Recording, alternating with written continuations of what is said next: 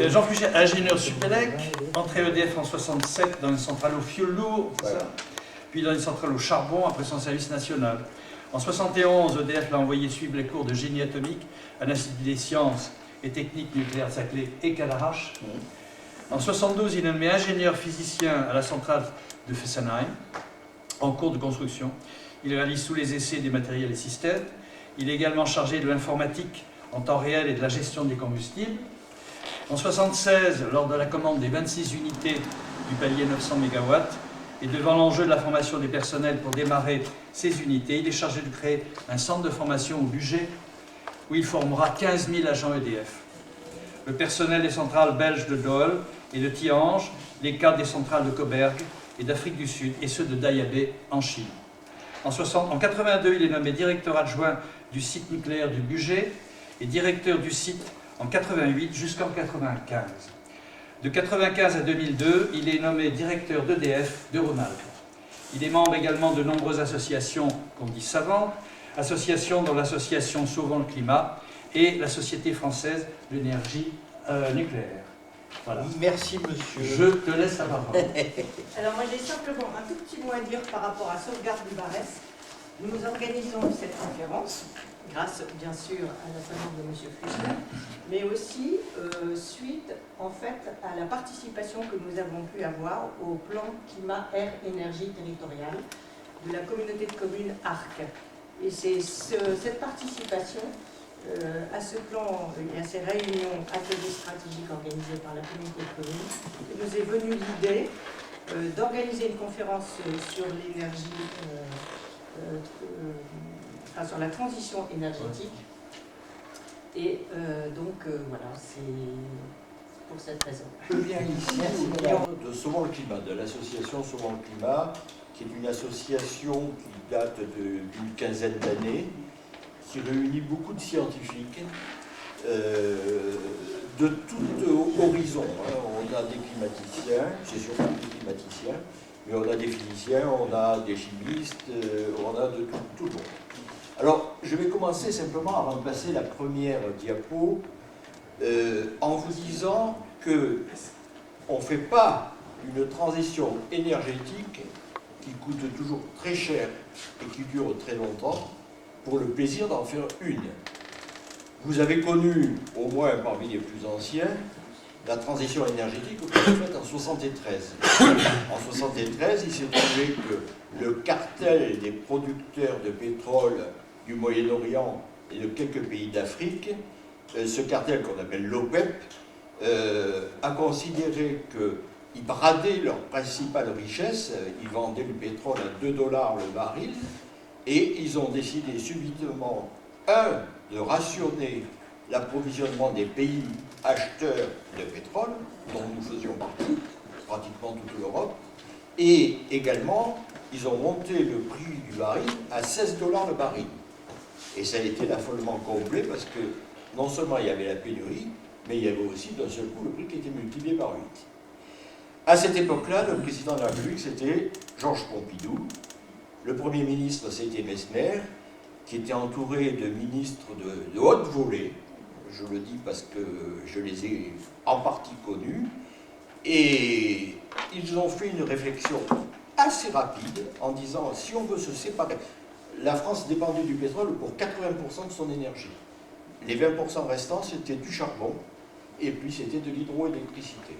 Voilà. Ils ont dit donc, si on veut se séparer du pétrole, au moins d'une partie du pétrole, il faut lancer un grand parc électronucléaire qui va remplacer le parc qui fonctionnait au fioul ou au charbon à cette époque-là. Et ce parc électronucléaire, il faut aussi l'accompagner en disant qu'il ne faut plus chauffer les appartements au fioul, parce que c'était en gros le fioul qui était dominant dans le chauffage, on va aussi faire du chauffage électrique. Et en faisant du chauffage électrique, on a mis au point les premières normes d'isolation thermique. Les normes d'isolation thermique sont nées avec le chauffage électrique. Moyennant quoi, la France a démarré entre 1977, la première tranche de Fessenheim, et 90, les dernières tranches du parc, 58 tranches en 13 ans. Et quand on a eu démarré ces 58 tranches, la dépendance de la France est tombée à 50%. 50% d'énergie faite en France, 50% d'énergie achetée. Donc voilà ce qui s'est fait. La France a été le seul pays au monde à réussir, aujourd'hui encore, à démarrer 58 tranches nucléaires en 13 ans. Alors bien entendu, je peux vous dire que, ayant vécu toute cette aventure, ça a été une mobilisation complète d'EDF, de Framatome et de tous les prestataires de matériel, et une organisation à l'équipement d'EDF notamment, militaire. C'était Michel Hugues qui dirigeait ça. Ça a été vraiment une organisation militaire qui a été mise en place. On a fait un parc standardisé, parce que c'était le parc qui nous permettait d'abord d'aller vite dans les constructions, puisque c'était le même parc, les mêmes tranches qu'on refaisait d'une centrale à l'autre. Ça permettait de faire une formation quasi commune des personnels qui allaient démarrer les tranches, ça permettait d'avoir des pièces de rechange identiques partout, et donc on a fait ça. Si on regarde le coût actualisé aujourd'hui, s'il fallait refaire ces 58 tranches aujourd'hui, à €, eh bien sur les 13 ans, on dépenserait 300 milliards d'euros. Aujourd'hui, l'Allemagne a déjà dépensé plus de 300 milliards d'euros pour ses énergies renouvelables. Donc on regardera un peu, de temps en temps, on fera la comparaison. Bon, on va passer à la première diapo. Alors la première diapo, c'est pourquoi on fait une transition énergétique aujourd'hui. C'est pas pour faire plaisir aux marchands d'éoliennes et de panneaux photovoltaïques, c'est surtout parce qu'on est devant un problème mondial qui est le problème du réchauffement climatique qui résulte de nos émissions de gaz à effet de serre et notamment du gaz carbonique, lui-même résultant de la combustion des combustibles fossiles. Alors regardez, ça a été présenté au dernier, pratiquement à la dernière COP par les gens du GIEC, et les gens du GIEC ont fait ces démonstrations. Alors, si vous regardez, on a diverses courbes qui nous donnent des températures à la fin du siècle. Quelles seront les augmentations de température à la fin du siècle? Vous voyez que si vous prenez la courbe rouge, c'est-à-dire celle pratiquement où on est, à la fin du siècle, en 2100, on sera à plus 8 degrés par rapport au début des années 1900. Bon. Si vous prenez la courbe jaune, on sera à plus 6 degrés. Si vous prenez la courbe verte, on sera à plus 4,5 degrés. Et si vous prenez la courbe bleue, on sera à plus 2,6 degrés. Donc il faut oublier ce qui s'est dit à la COP 21, 2 degrés ou 1,5 degrés, puisqu'il y a eu un marchandage là-dessus. Oublions-le, les 2 degrés, c'est du passé. On n'est pas du tout sur cette courbe-là. On est, regardez, sur la courbe pointillée au-dessous de la courbe rouge. Donc, on est sur une courbe des plus importantes. L'année dernière, le monde n'a jamais émis autant de gaz carbonique que l'année dernière. Donc, on n'est pas du tout sur un ralentissement du système. On est plutôt sur une accélération du système. Donc, et les climaticiens, ils disent la chose suivante, et c'est ça qui est très important. Ce qu'il faut retenir, c'est qu'au-delà de 3 à 4 degrés, le système climatique mondial peut s'emballer. Il peut s'emballer pour 2 raisons. La première, c'est parce que le plus grand puits de carbone du monde, ce sont nos océans qui captent le CO2.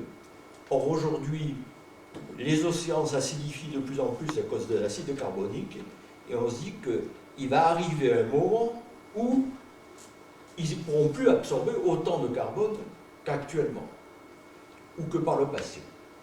Deuxième puits, ce sont les forêts, mais les forêts, avec l'augmentation des températures, on risque de connaître une sorte de désertification sur des pays comme les nôtres, par exemple, qui sont des pays relativement encore protégés. Et puis la plus grande crainte, c'est la Sibérie. Vous savez que la Sibérie son sol est gelé en profondeur tout le temps, même l'été. C'est ce qu'on appelle le permafrost. Et ce permafrost recouvre énormément de méthane. Énormément de méthane. Et on dit qu'à 4 degrés, eh bien, ce permafrost risque de ne plus geler, de dégeler définitivement. Et à ce moment-là, on émettrait beaucoup de méthane. Involontairement, il partirait. Or, le méthane est un gaz à effet de serre 23 fois plus puissant que le gaz carbonique.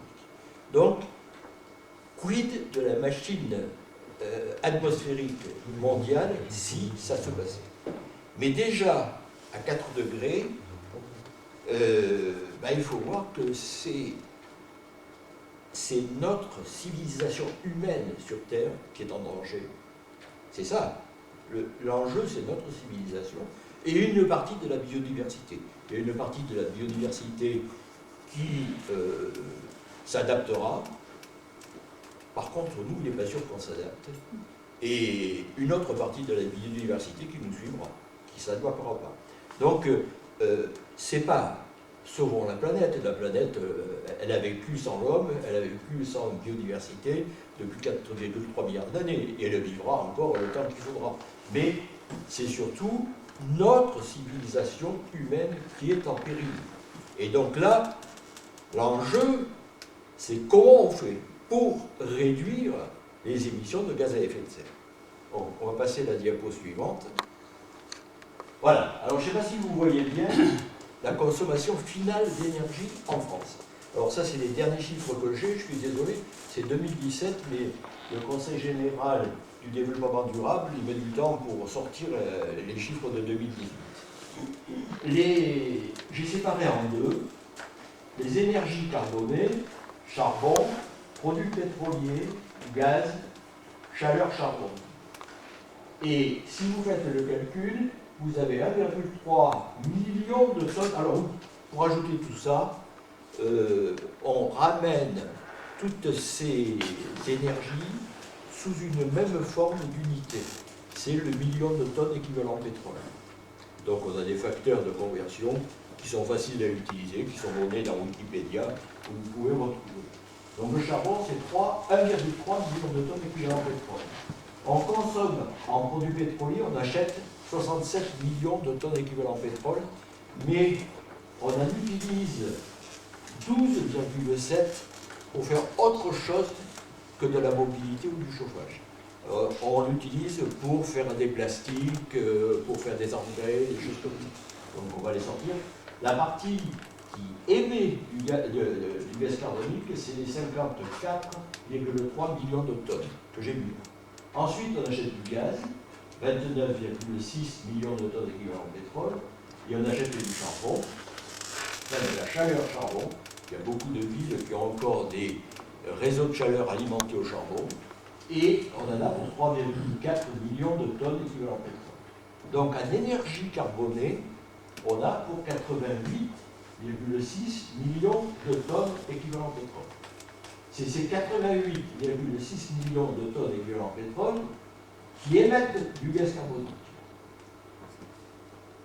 L'électricité en France, on est un cas particulier, elle est faite avec du nucléaire, de l'hydraulique et des énergies renouvelables aléatoires.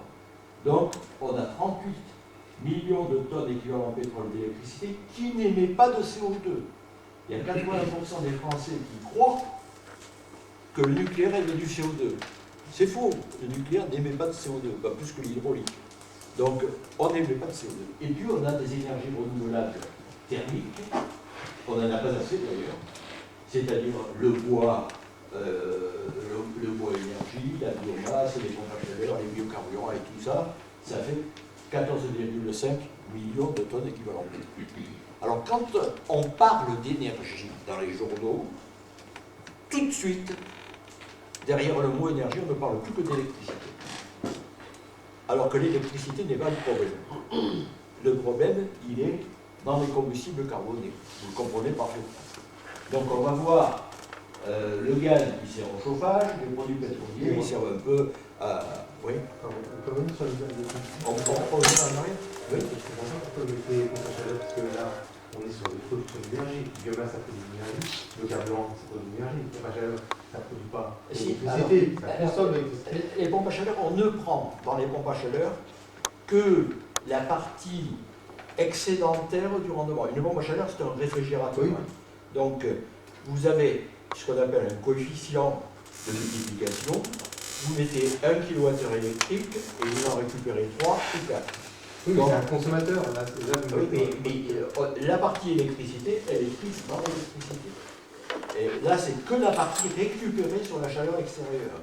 Hein, donc, c'est vraiment une énergie thermique renouvelable. C'est l'air, c'est l'eau, c'est etc. On fait bien la distinction. Question, Donc, on va passer... question supplémentaire. Et le méthane dont vous parliez tout à l'heure, le méthane dont vous Oui. parliez tout à l'heure, Ben, c'est le gaz naturel. Hein. Le gaz naturel, c'est du méthane. Hein. le permafrost, ça va être du gaz naturel. La prochaine. Voilà, alors, les kilowattheures électriques. Vous voyez, oui, ça va. Les kilowattheures électriques, et si vous regardez combien on émet de grammes de CO2 par kilo, pour fabriquer 1 kWh électrique. La France est là, 83 grammes, ici. C'est la plus bas. Avec la Suède, nous sommes les pays de l'OCDE qui produisons le moins. Voilà, ici. La moyenne européenne, c'est en bleu, 353 grammes. Un pays qui est réputé pour avoir beaucoup d'énergie renouvelable éolienne, il est là. Ah ben, ça marche une fois sur deux, mon machin, voilà. C'est le Danemark. Il est 1880 grammes de charbon, de CO2 pour fabriquer 100 kWh. Je vais vous expliquer pourquoi après. Et ensuite, vous prenez l'Allemagne. L'Allemagne, elle est à 600 et quelques. Là, voilà, 601 grammes par kilowattheure d'électricité, qui vient d'électricité. Alors, ce qu'il faut voir, c'est que chez nous, c'est pas parce que le nucléaire émet du CO2, c'est parce que dans ces grammes-là, on a compté toute la chaîne du combustible. On a compté tout le béton qui avait servi à faire des centrales, à faire des barrages, etc. Mais je dirais que ce béton, il a émis du CO2 au moment où on l'a fabriqué, mais plus maintenant. Donc c'est un artifice que l'ADEME a trouvé pour faire porter au kilowattheure français des grammes. Alors quand vous regardez le site de RTE, il est très bien renseigné, vous voyez que la production de CO2 par l'électricité, pratiquement tout le temps, elle est à 20 grammes par kilowattheure. 20, 30, ça dépend des jours. Voilà. Suivant qu'on a des cycles combinés à gaz qui tournent ou pas. Voilà. On va passer à l'autre. Alors, donc pour la France, c'est simple. Hein. Pour la France, c'est simple. Notre CO2, il vient de trois. Bon, il vient de trois trucs. Le truc marron, là, en bas, c'est le charbon. Et le charbon, il s'éteint tranquillement en ce moment, puisqu'on arrête les dernières tranches au charbon. Les réseaux de chaleur urbains au charbon se transforment actuellement. En rouge, vous avez le pétrole, c'est la mobilité, essentiellement. Et puis, en vert au-dessus, vous avez le gaz, qui est essentiellement utilisé pour le chauffage. Je dirais la plus grosse partie du gaz que nous consommons, c'est pour le chauffage. Donc, qu'est-ce qu'il faut qu'on fasse? Il faut, on va le voir après, les ENR tricolores, bon, les voilà, je vous les ai toutes mis, mais vous remarquerez que celles qui sont soutenues très fortement, c'est l'éolien en haut, et puis l'éolien et le photovoltaïque. Voilà. Les autres ne sont pas soutenus, l'hydraulique n'est pas soutenu, la biomasse n'est presque pas soutenue. Il y a un petit peu les biocarburants qui sont soutenus, mais sinon les autres ne sont pas soutenus. On va passer à l'autre. Voilà. Alors, ce qu'il faut se dire, quand on aborde ce genre de choses, c'est que le plus sûr moyen de se tromper de solution, c'est de se tromper de problème. Or, c'est notre drame actuellement. La programmation pluriannuelle des énergies se trompe de problème. Complètement. Au lieu de parler des problèmes des combustibles fossiles, elle parle de l'électricité. C'est une ineptie la plus totale. Nos émissions de gaz carbonique, elles viennent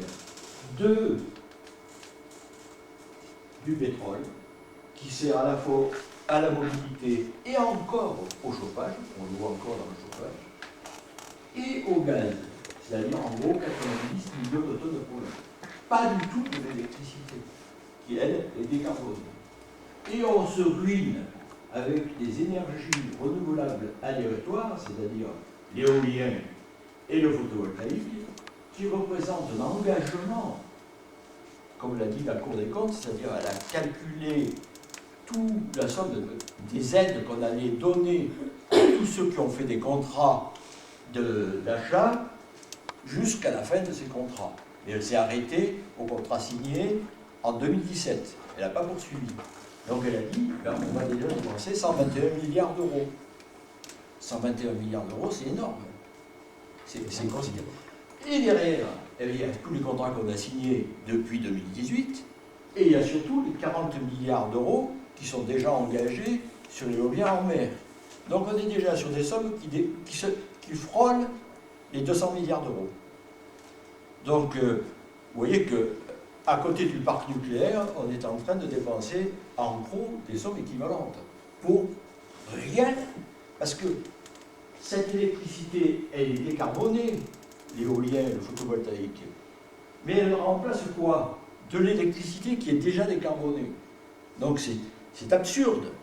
Il nous faut en réalité les ressources financières du pays, et Dieu sait si elles ne sont pas énormes, c'est comme dans une famille. Il faut les consacrer à ceux qui rapportent, c'est-à-dire rénover les habitations. Il y a 7 millions d'habitations qui sont considérées comme des passoires thermiques, donc c'est celle-là qu'il faut rénover, et puis basculer la mobilité sur de la mobilité électrique. Alors, on va voir un peu comment tout ça se fait. Or, la rénovation thermique des logements mal isolés. Alors, si vous écoutez les pouvoirs publics, on vous dira qu'on consacre beaucoup d'argent.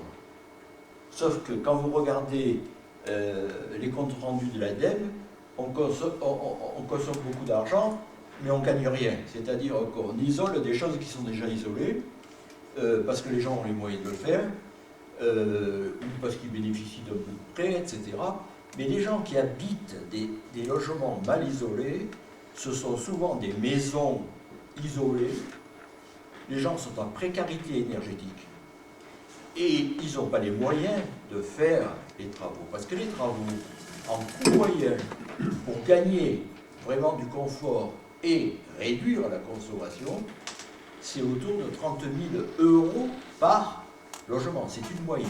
C'est plus cher pour une maison isolée, extérieure, que pour un appartement qui est pris en sandwich dans un immeuble. C'est évident, hein, on sent bien ça. Mais il y a quand même 7 millions de logements. Bon, et 30 000 €, c'est pas rien. Donc si on veut faire, en gros, 400 000 logements par an, rénovation, des vraies rénovations énergétiques, eh bien, ça représente 12 milliards d'euros par an. Les ENR nous coûtent 6,5 milliards d'euros par an. Donc, vous voyez qu'on n'en est pas loin. Surtout qu'il y a des solutions qui peuvent être adoptées. Si on bascule l'argent qu'on dépense en vain sur les ENR intermittentes, on peut le consacrer à ces logements et faire de la véritable rénovation énergétique. Alors la rénovation énergétique, l'avantage c'est qu'elle redonne du pouvoir d'achat aux gens qui habitent ces logements ou ces maisons, elle donne du confort et elle dégage des capacités qu'on achète de pétrole ou de gaz. Donc, on y gagne dans tous les cas. Parce qu'il faut voir que les 80 millions de tonnes d'équivalent pétrole qu'on achète chaque année, ou 88 ou 90, ça coûte sur la balance des paiements entre 60 milliards et 70 milliards par an. Quand vous regardez le déficit de la balance des paiements, il y a en gros de 70 à 80 milliards par an, eh bien, c'est le pétrole et du gaz, pour l'essentiel. Et ce pétrole et ce gaz, vous l'achetez dans des pays qui sont hors de la zone euro. Donc ils ne sont pas en circuit fermé dans la zone euro, c'est-à-dire qu'ils ne participent pas aux échanges de la zone euro. Si c'était dans la zone euro, ça irait. Mais là, ça y est pas. Donc les habitants ne peuvent pas payer, il faut... Alors, qu'est-ce qu'on trouve comme solution? Alors là, il faut y penser, ça. Le chèque énergie. Mais le chèque énergie, c'est le robinet qu'on ouvre, et ça ne résout rien. Ça résout le cas particulier des gens parce que ça allège leurs factures. Mais toutes les années, on va dépenser des chèques énergie sans que ça améliore l'habitat. Donc il faut arrêter de donner des chèques énergie. L'État aurait tout à y gagner à lancer une grande opération de rénovation thermique sur les 7 millions de logements pendant les 15 ans à venir. D'ailleurs, je vous signale que si vous regardez ce qu'ont fait les Suédois ont réfléchi à ce problème dès les années 90. Et la première chose qu'ils ont faite, ils ont rénové tout le parc de logement. Rénovation thermique de tout le parc de logement. Ça a duré 10 ans, 90-2000. Et ils ont fait des économies considérables. Donc ils ont réduit leur consommation de produits carbonés. Et après, ils ont pris la décision aussi de conserver une dizaine de tranches nucléaires, alors qu'ils avaient pris 15 ans avant ou 20 ans avant la décision de tout arrêter. Donc, ils sont partis là-dessus. Et puis, bon, troisième point, c'est que quand vous faites de la rénovation thermique, c'est des emplois non délocalisables qui sont en France, et c'est autant de chômeurs en moins. Donc, vous voyez, on est là, on est gagnant à tous les coups. Or, sur ce point particulier, on ne fait rien. Voilà. Disons clairement, on ne fait rien. Alors qu'il y a des solutions. Bon, celui qui s'occupe le plus de ça, c'est le Shift Power, c'est-à-dire, pour ceux qui le connaissent, c'est Jean-Marc Jancovici, qui dit qu'il faut former des professionnels parce que ce n'est pas que les métiers du bâtiment, il y a des professionnels à former, parce qu'il faut continuer à construire aussi à côté. Et il faut former aussi des étudiants, des gens, parce qu'il y a des nouveaux matériaux à découvrir, à utiliser, qui sont plus isolants que les autres, etc. Donc il faut faire des choses. Et il y a des options de financement que j'ai proposées à plusieurs reprises, c'est de dire... L'État pourrait demander à la Caisse des dépôts et consignations de faire un consortium bancaire qui ferait des prêts hypothécaires pour faire des rénovations thermiques. Ces prêts hypothécaires, bon, ils seraient à taux zéro, bien entendu.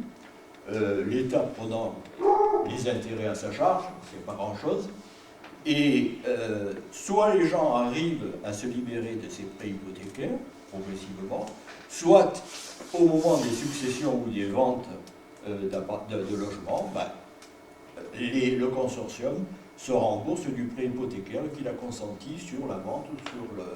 C'est un système qui marche. Hein. Et aujourd'hui, les banques ont beaucoup d'argent à prêter, donc je pense qu'on arriverait à faire des choses. On va voir le point d'après. Le point d'après, c'est la mobilité. La mobilité électrique, eh bien là, je suis moins pessimiste parce que je dis qu'elle est partie. Elle est partie, tous les constructeurs automobiles, tous, ont dans leur panoplie des véhicules électriques. Donc le véhicule électrique, il ne dégage pas de CO2. Le véhicule électrique, son moteur, il peut faire 1 million de kilomètres sans problème.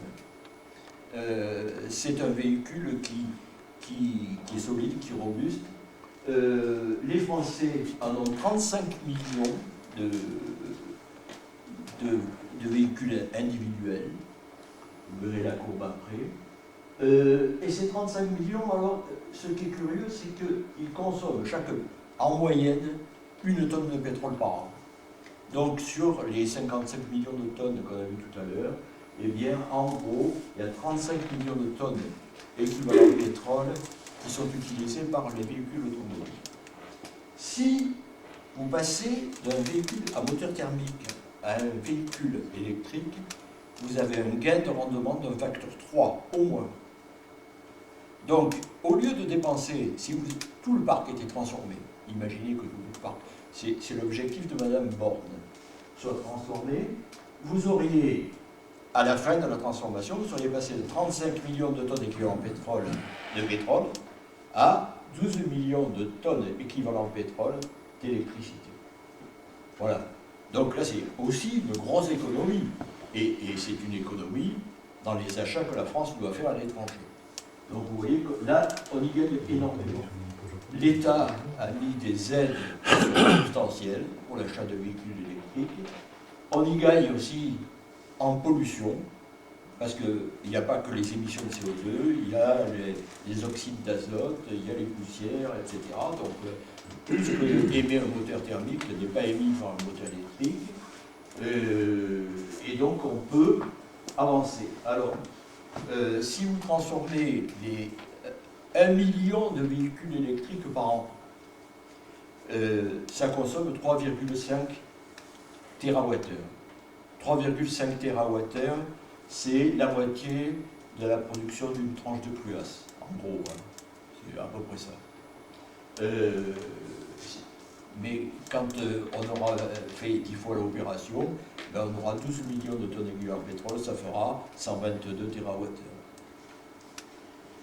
Les dispositions existent, les distributeurs et les collectivités territoriales ont défini ou sont en train de définir des plans d'implantation de bornes de recharge rapides. Les bornes de recharge lente seront chez les habitants, hein, ou en ville, sur les parkings. C'est là où on se rechargera. La recharge se faisant le jour, la nuit, pendant qu'on est au travail, peu importe, je dirais, ça se fait, c'est assez... où on pourra la télécommander avec les compteurs Linky. Donc on fait un peu ce qu'on veut. Donc ça, je dirais, moi je ne suis pas du tout pessimiste, on est parti pour. Oui, consommer de l'électricité, c'est très bien, nous, tous les deux, on est bien placés. Mais ce qui est paradoxal en ce moment, c'est que ce sont les mêmes qui préconisent la voiture électrique à tout bout de champ, qui veulent arrêter les centrales, qui permettent de chercher du batterie. Non, mais il faut sortir du discours. Non, mais il faut le dire. Il faut sortir du discours hystérique, du schizophrène, si tu veux. On ne peut pas, d'un côté, faire des économies énormes de combustibles fossiles, et puis de l'autre côté, dire on va faire aussi des économies de centrales. Il faudra qu'on choisisse. Mais il faudra beaucoup moins d'électricité qu'en mégatep, que ce qu'on utilise pour le chauffage ou pour la mobilité. Donc, c'est pour ça que je dis, quand on parle d'énergie, arrêtons de parler d'électricité. Le problème, il n'est pas là. Le problème, c'est le reste. Donc, parlons du reste. Et le reste, voilà. Est-ce que votre plaidoyer n'est pas implicitement une incitation à poursuivre le nucléaire, si ce n'est à l'amplifier? Est-ce que vous avez quantifié aussi du point de vue financier le coût de la prolongation des centrales nucléaires? Oh, ça coûte... question de 50 milliards sur le grand carénage, certains parlent de 100 milliards. Est-ce que vous avez aussi quantifié... Je te finis, laissez-moi finir. Est-ce que vous avez aussi quantifié le coût de prolongation des centrales? Il est de 50 milliards. Pardon? Le coût de prolongation des centrales est de 50 milliards. Non, il est de 50 milliards. Les rénovations, le grand carénage, c'est 50 milliards. La Cour des comptes s'est trompée dans le rapport qu'elle a fait en 2014, quand elle a ajouté aux 50 milliards du coût de grand carénage les coûts annuels de révision des tranches. Or, ces coûts annuels, on les a déjà aujourd'hui. Hein. C'est déjà.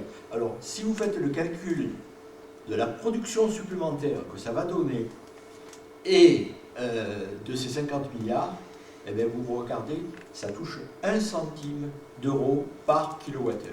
Sans doute, mais ces 50 milliards sont prévus pour prolonger les centrales de 10 ans, alors qu'actuellement, elles ont 20 ans. fonctionné par... donc, vous passez à 60 ans. Ouais. Alors qu'au départ, elles étaient prévues pour 40 ans. Monsieur, norme de non, construction, attendez. vous êtes assez bien placé pour le savoir. Non, elles ne sont pas prévues pour 40 ans, les C'est centrales. faux. En France, c'est faux. elles n'ont pas de durée. Ah non, Non. les calculs ont été faits sur 38 ans et demi en Non, tenant non. compte des arrêts de tranche, donc on arrive à 40 Non, non, mais ans. j'entends ce discours régulièrement. Non. Il n'y a pas de durée. L'amortissement Il y a n'a pas rien de à voir durée. avec la technique. Il y a une durée qui est imposée par le service des mines et par l'autorité de sûreté nucléaire.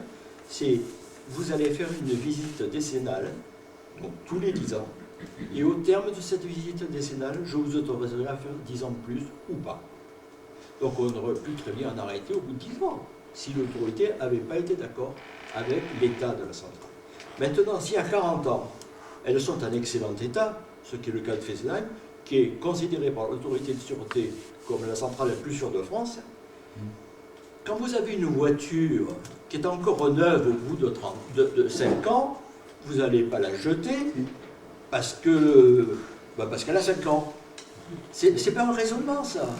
Si elle est diesel, en ce moment, on la jette. Hein. Ah oui, non, mais Là, c'est les assurances. euh, C'est une on arnaque. est en train d'y revenir, cette affaire, parce qu'il a suffi d'1 an de désinformation totale sur le diesel pour en arriver là, quoi. Avec des voitures qui consomment plus d'essence et qui émettent autant de particules fines que le diesel. Donc, Ah, je suis d'accord avec vous. Ouais. Le problème de nous tous, c'est qu'on vit dans une société de désinformation totale. Totale. Et Parce que les 50 milliards, ils te prouvent une chose, c'est que de toute façon, ils sont engagés.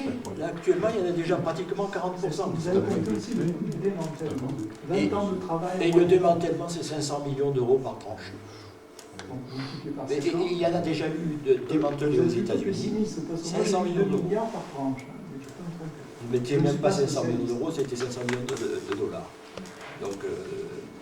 Donc vous voyez que c'est... Et Non, d'autre part, mais je vous crois avez que... dit tout à l'heure que les énergies Moi, je connais renouvelables tous ces sont arguments retranchées en qui ne réalité. tiennent pas la route.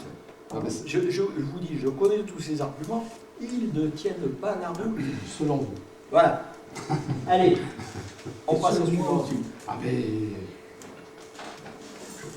Voilà, là, c'est pour vous faire voir simplement les véhicules. Donc, le rose, c'était 2018, et le jaune, c'était pardon, le rose, c'est 2013, le jaune, c'est 2017. Les véhicules individuels, et vous avez les véhicules légers, utilitaires légers. Donc, vous voyez que le parc de véhicules, il ne bouge pas beaucoup. Il ne bouge pas beaucoup. Maintenant, il est un peu à 35 millions. Et surtout, ce qu'il faut retenir, c'est qu'on garde nos véhicules, le taux de renouvellement des véhicules est de 8 ans. Donc, si on compte d'ici 2050, il y a 30 ans, donc on aura pratiquement tout renouvelé naturellement, sans qu'il y ait quelque chose de forcé pour renouveler le parc. Voilà, la France, alors, si on regarde les pays qui sont les plus décarbonés, eh bien, vous trouvez la France ici. Voilà. Et l'Allemagne qui est prise comme exemple ici. Donc la France est beaucoup plus décarbonée que l'Allemagne, au total. Hein. Et le pays qui est le plus décarboné au monde, c'est l'Islande. Alors bon, il y a 300 000 habitants, mais c'est surtout parce qu'il y a de la géothermie en pagaille, et ils ont toute la fourniture de vapeur par la géothermie. Bon, les investissements, ça c'est les investissements allemands. Alors, vous voyez, ils ont déjà investi 300 milliards d'euros en photovoltaïque, en éolien et en éolien en mer. Mais vous allez voir sur la photo suivante, voilà, ça n'a rien changé. Ça n'a rien changé à la production de thermique classique. Rien. Alors, sauf, vous voyez l'année 2011-2012, je perds mon truc, je ne sais pas pourquoi. Voilà, l'année 2011-2012, parce que là, c'était post-Fukushima, et ils ont arrêté une dizaine de centrales nucléaires, subitement, brutalement. Et ils vont arrêter les dernières centrales nucléaires en 2022. Et en 2022, ils arrêteront aussi beaucoup de centrales au charbon lignite, ce qui fait qu'en 2022, ils vont enlever 22 000 MW sur la production allemande, ce qui va avoir des répercussions sur toute l'Europe. Mais les Allemands travaillent dans leur coin, font leur affaire et ne se soucient pas de ce qui se passe dans les autres pays. On va voir le reste. Bon, vous voyez, ils ont investi 300 à 350 milliards d'euros. Regardez la courbe de descente des émissions de CO2, elle n'a absolument pas changé. Regardez en France, on va voir tout de suite. Nous, on a investi 300 milliards à actualiser en CO2, lors de la transition énergétique suite à la crise pétrolière. Et regardez nos émissions de CO2, comment elles ont baissé. Donc vous voyez que, suivant comment vous utilisez vos milliards, vous faites baisser ou vous ne faites pas baisser votre CO2. Bon, l'intérêt aujourd'hui, c'est de mettre de l'argent et que cet argent soit efficace. L'autre point, voilà, alors on va venir un peu aux machines électriques. Ne vous cassez pas trop la tête. Pour fabriquer de l'électricité avec une machine tournante, c'est on ne peut plus simple. Vous avez une machine qui est présentée ici. Décidément, c'est moche. Oh.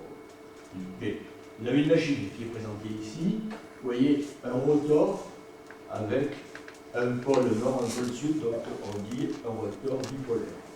Ce rotor tourne devant un bobinage qui est dans un circuit magnétique.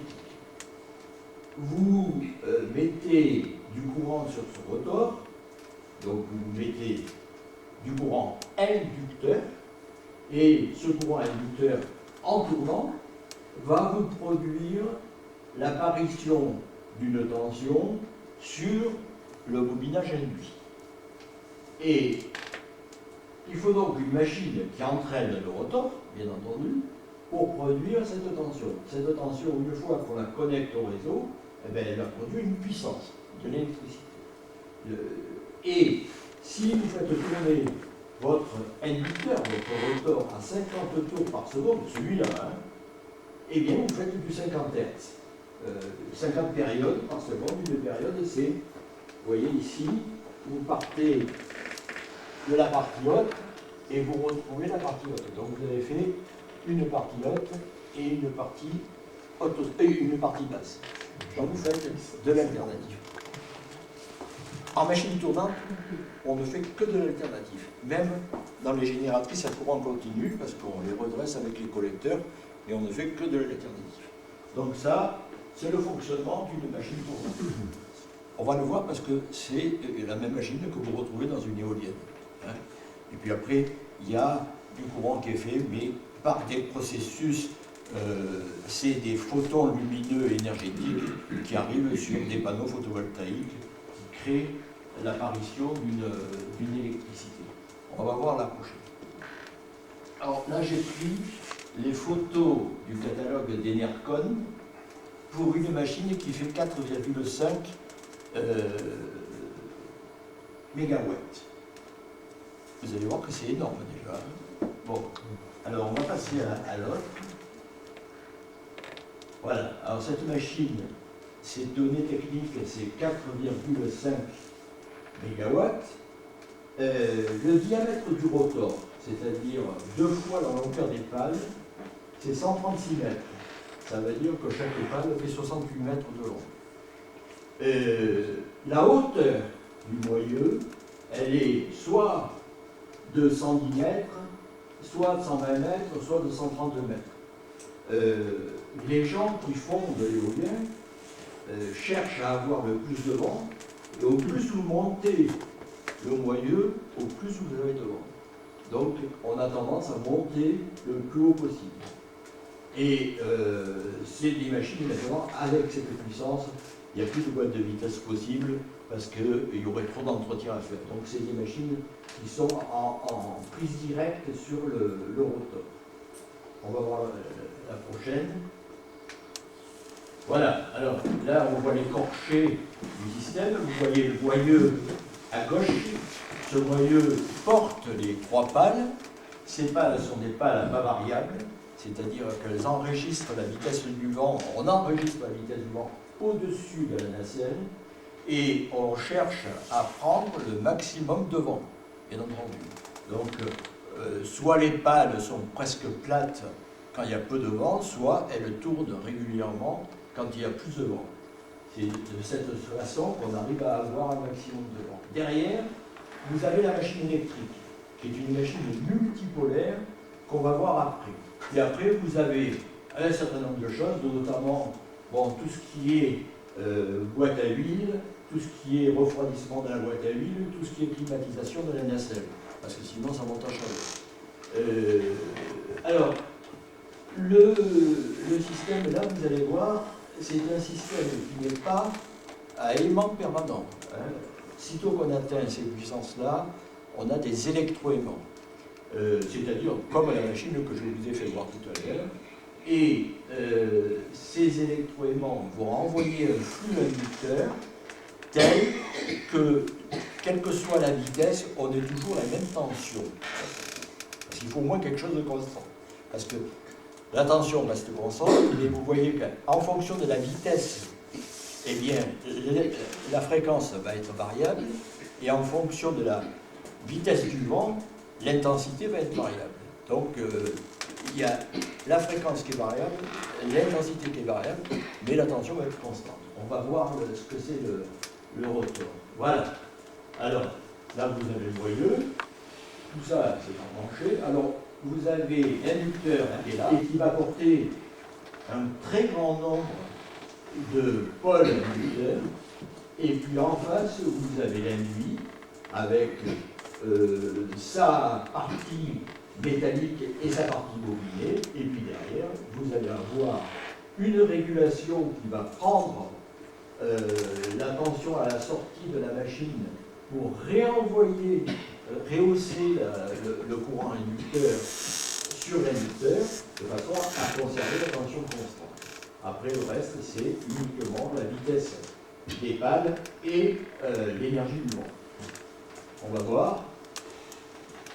Voilà, alors, vous voyez le générateur annulaire, vous avez le redresseur qui est mis là, qui permet de renvoyer, parce que le courant qu'on envoie dans l'inducteur, c'est du courant continu.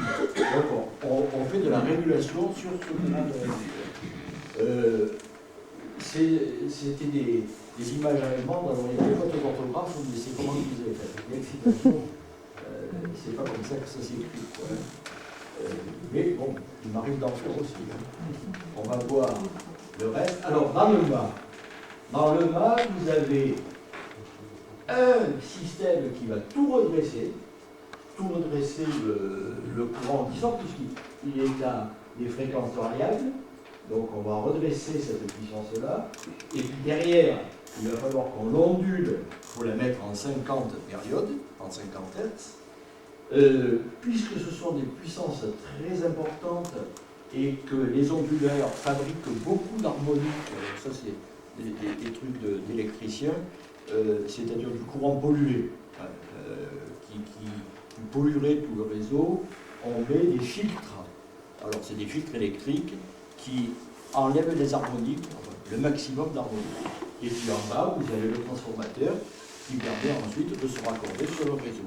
Alors, suivant la puissance de la machine, vous raccordez sur le réseau basse tension ou sur le réseau haute tension. Excusez-moi. Alors voilà. Pardon, compte tenu de l'intensité qu'il y a, moi j'ai retenu que les câbles, les 45 à 48 volts, là on ne peut pas les enterrer parce que ça produit de la chaleur, entre autres. C'est compliqué à enterrer. Ce qui sort d'une éolienne, le courant peut être distribué enterré ou il doit être aérien. On peut faire les deux. Il n'y a pas l'inconvénient de la chaleur ou de la... On peut faire les deux. Le problème, c'est si vous l'enterrez, il vaut mieux mettre l'onduleur à l'autre bout. Comme ça, vous avez que le câble courant continu à enterrer et pas de l'alternative, parce que l'alternative enterrée, ça pose toujours des problèmes. Mais on peut faire les deux. la plupart du temps, on sort en souterrain si on peut.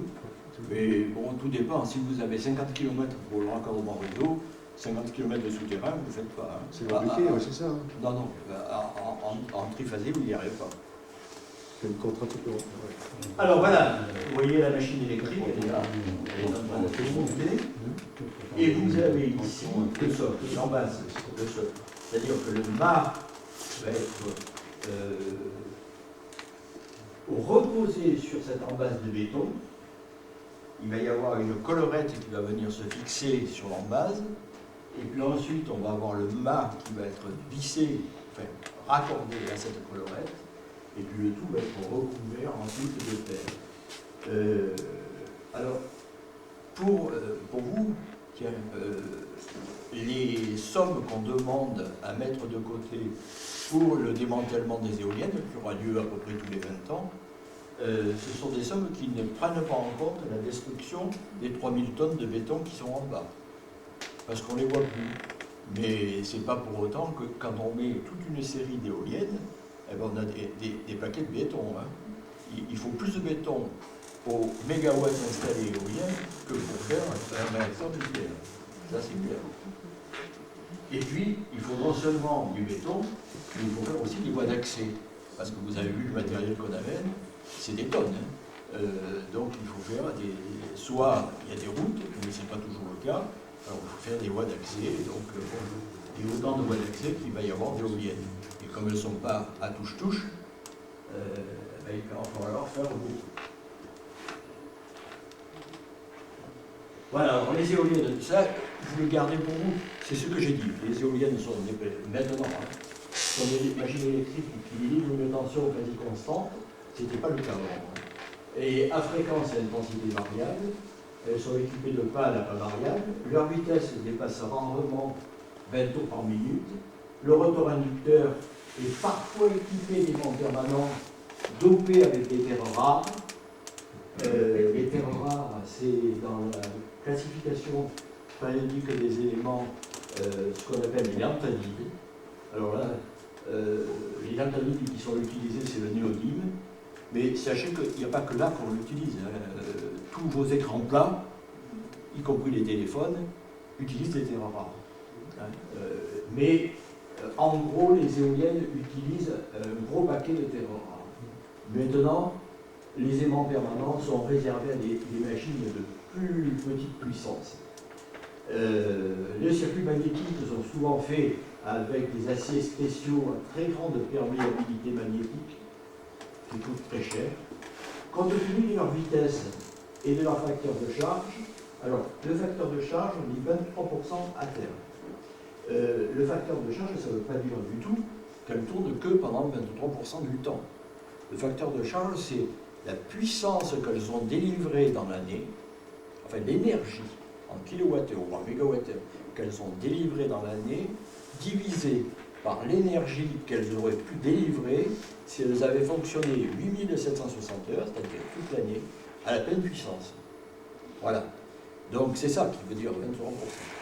Là, c'est 23% pour les éoliennes à terre. Compte tenu de la densité de courant admissible dans les conducteurs par rapport à 1. Leur facteur de charge, 2. Leur tension, la tension de fonctionnement, elles immobilisent beaucoup de cuivre, 10 à 15 fois plus de cuivre que la même machine, une machine de même puissance hydroélectrique. Donc, et le cuivre c'est cher. Le cuivre c'est cher et c'est rare. Bon, mais c'est renouvelable. C'est recyclable. La puissance délivrée, alors ça il faut bien se souvenir que c'est le cube du vent, le cube de la vitesse du vent. C'est-à-dire que si vous avez du vent qui est divisé par 2, la vitesse est divisée par 2, et bien à ce moment-là, la puissance qui va sortir de la machine va être divisée par 8. Et l'inverse, s'il est multiplié par 2, la puissance va être multipliée par 8. Une centrale nucléaire, la puissance de charge, c'est 85%, c'est ça? Et à 80%. 80%. Ben oui, parce que quand on les fait marcher, elles sont à pleine puissance. Alors, dans une même journée, on assiste à des puissances considérables et des variations de puissance considérables. Je Je vous cite un exemple qui s'est produit samedi dernier, avec la tempête Miguel. Samedi dernier, on a un parc éolien en France qui représente une puissance installée de 15 000 MW. Samedi dernier, à 0 heure, on avait une production de 10 000 MW. À minuit, 900 MW. Parce que la tempête s'est éloignée de la France et donc elle disparaissait. On a perdu, dans une journée, 9000 MW. C'est-à-dire, en gros, les 4 tranches de Cassin, les 4 tranches de Cruas et une tranche de Buvet. Imaginez maintenant qu'on ait eu 2 fois plus de puissance éolienne, ben, je ne sais pas comment passer. Alors, comment on est passé samedi? D'abord, c'était samedi. On consomme moins d'électricité le samedi que les jours de la semaine parce qu'il n'y a pas d'industrie qui tourne, sauf peu. 2, eh bien, on a, le matin, on exportait et on consommait très peu d'hydraulique, et le soir, on n'exportait plus et on tirait au maximum sur l'hydraulique. Voilà. Hein, ça a été comme ça qu'on est passé.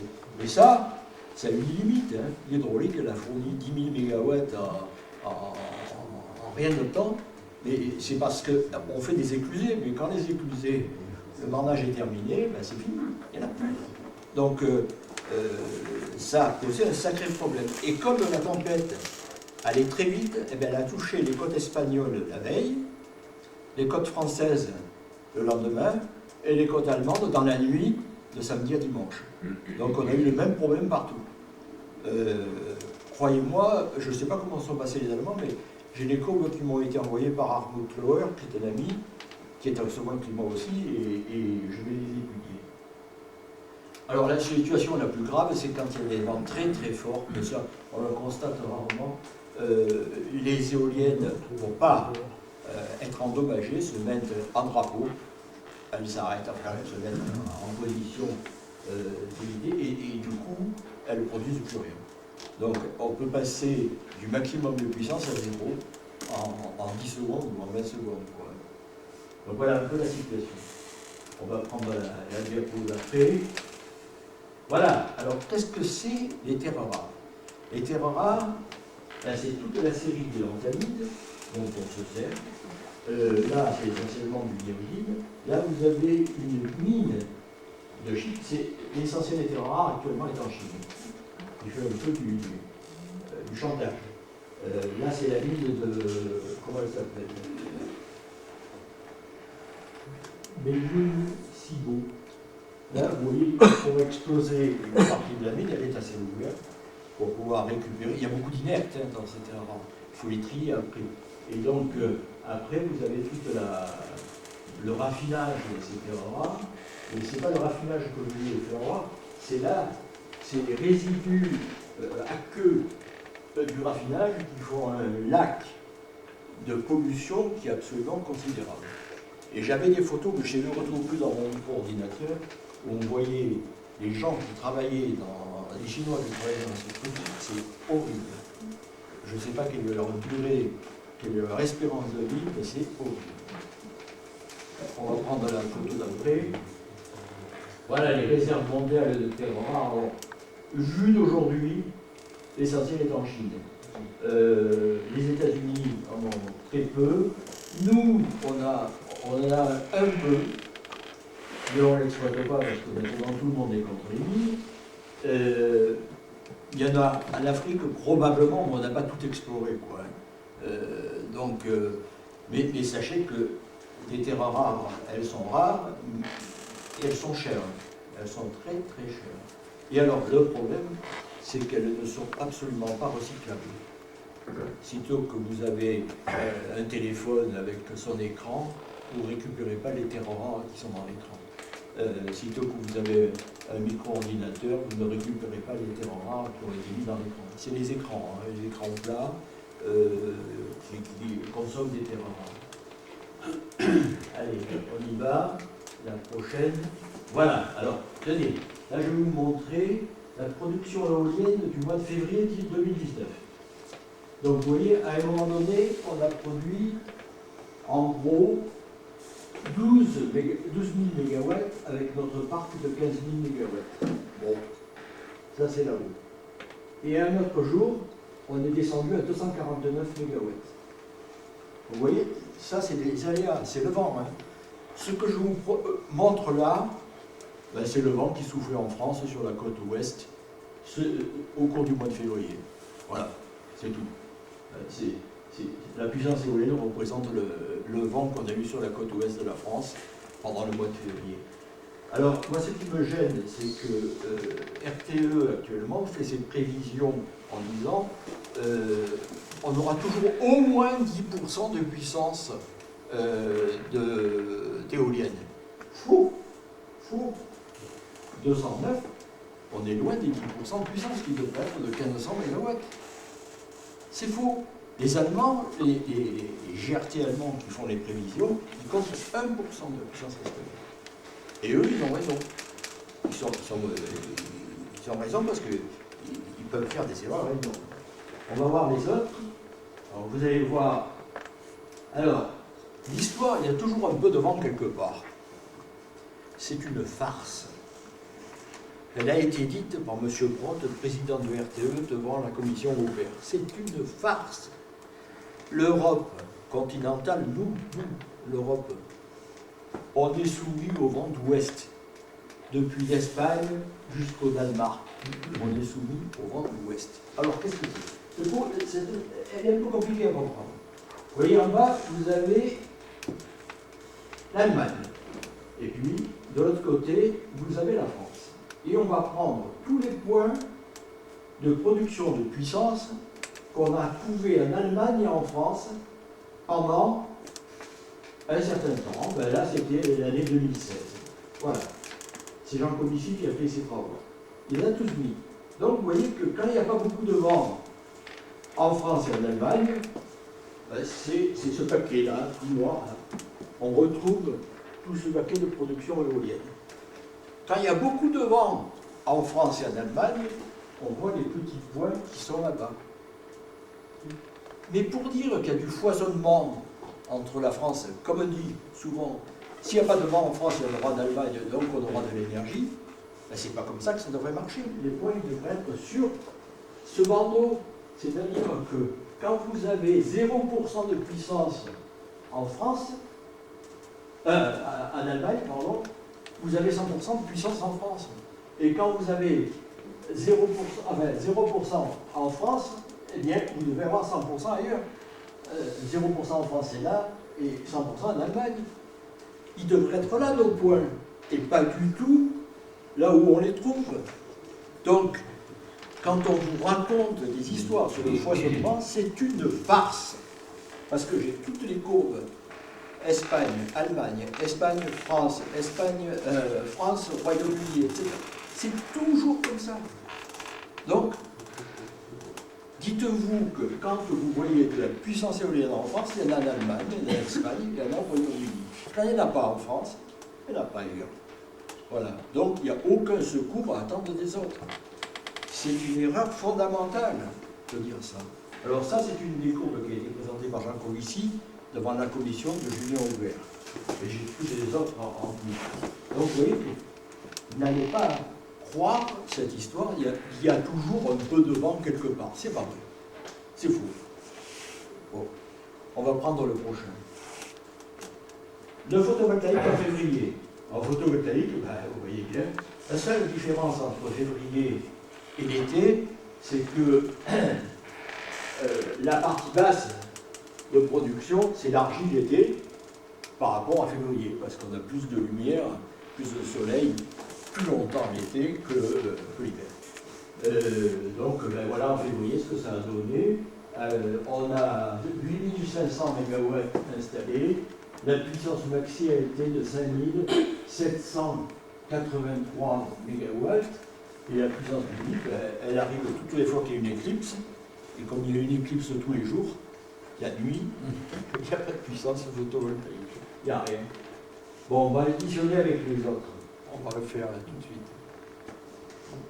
Oui. Question. Encore une fois, je conçois tout ce que vous dites, Mais je ne comprends pas pourquoi tout à l'heure vous avez dit que les énergies renouvelables, retranchent votre énergie, votre électricité, elle s'ajoute. Si je considère mon cas, il se trouve que moi, de façon un peu naïve, j'ai installé des panneaux photovoltaïques sur mon toit en me disant je vais peut-être faire une bonne action, je connais ça. Et vous faites de l'électricité quand il fait jour. Et le soleil. Et c'est pas fini. Si je regarde ma consommation et ma production, j'arrive à 30 à 40% de l'énergie que je consomme dans l'année. C'est pas énorme, mais c'est pas rien. Mais le soir, c'est pas votre Mais je veux photovoltaïque dire, qui vous alimente. pourquoi dénigrer cette quantité d'énergie qui, d'une certaine façon, s'ajoute à l'énergie? Oui, mais bien entendu qu'elle s'ajoute. Et vous allez le voir. Elle s'ajoute. Mais vous n'avez aucun pouvoir dessus. On est bien d'accord, mais enfin, Mais vous elle n'avez existe aucun quand pouvoir même. dessus. Elle permet quand même, d'une certaine façon, de contribuer, Monsieur. comment dire, à l'élargissement des possibilités de création d'énergie. Mais ça fait partie aussi des 6 milliards qu'on paye toutes ces années, hein, en tarif de rachat. Tout à l'heure, pour le nucléaire, vous n'avez pas non plus compté le stockage des déchets et leur durée de vie. Et si vous vouliez stocker, ça vous coûterait encore beaucoup plus cher. Pour Oui, avoir non, de encore. l'énergie. Bon, faites passer l'autre. Voilà, alors là, j'additionne simplement la production d'électricité éolienne et photovoltaïque pendant tout le mois de février. Donc vous voyez ces choses-là, mais vous voyez aussi les gradients de puissance. Hein. Regardez, entre 2-3 jours, vous avez des gradients de puissance qui font 13 000 MW. 13 000 MW, il faut les compenser. Et c'est pas rien, 13 000 MW. Le parc nucléaire français il fait 63 000 MW. Donc 13 000 MW, c'est un sixième du parc français, quoi. Un dixième du parc français. On va voir le reste. Après, c'est les variations, on va passer vite sur. C'est les variations toutes les demi-heures de tout ça, on voit en plus en moins. Ouais. Bon, donc vous voyez bien, la tempête Miguel, c'est un exemple extraordinaire. Moi, j'ai trouvé que cet exemple était extraordinaire. Les gradients de puissance sont très délicats, je dirais. Parce que, par les machines qui assurent le soutien. Si vous avez une centrale nucléaire qui est à 50% de puissance, elle va tout de suite monter à 100%, ça va très vite. Si vous avez un cycle combiné au gaz qui est à l'arrêt, ça ne va pas si vite que ça, parce qu'il va falloir démarrer la partie gaz. Bon, elle démarre très vite, mais la partie vapeur, il faut monter en température le générateur de vapeur, et ensuite monter en température la turbine de vapeur. Et ça va beaucoup moins vite. Donc vous voyez que c'est pas si simple. Donc, ça veut dire qu'il faut, si on fait des productions aléatoires en plus, il faut ajouter des systèmes de soutien. Il faut ajouter des systèmes de soutien parce que sinon on n'y arrivera pas. Alors, nous pensons, nous y arrivons avec l'hydroélectricité, parce que bon, on a quand même de l'hydroélectricité qui est le poumon du système électrique français. Mais ça a ses limites, elle a ses limites, l'hydroélectricité. Et puis, on a installé des centrales à gaz. Et c'est pour ça que l'hiver en France maintenant, on a une partie de notre électricité qui vient de centrales à gaz, alors qu'on avait éliminé tout le fioul et le charbon. Donc vous voyez qu'on a réintroduit du CO2 dans le système électrique. Bon, autre point, ces machines aléatoires, alors elles sont des interfaces statiques. Alors, interfaces statiques, vous comprenez, des systèmes avec des redresseurs, des thyristors, des machines comme ça, bon, des onduleurs et tout. Or, pour démarrer un gros moteur,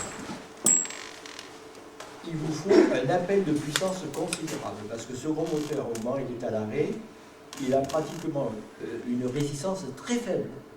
Donc, quand vous le mettez en route, à ce moment-là, il appelle beaucoup de courant. C'est ce qu'on appelle la puissance de court-circuit. Les réseaux sont tous calculés pour une certaine puissance de court-circuit. D'ailleurs, vous pouvez le voir chez vous, si vous avez par exemple un système de pompage pour vous alimenter en eau potable.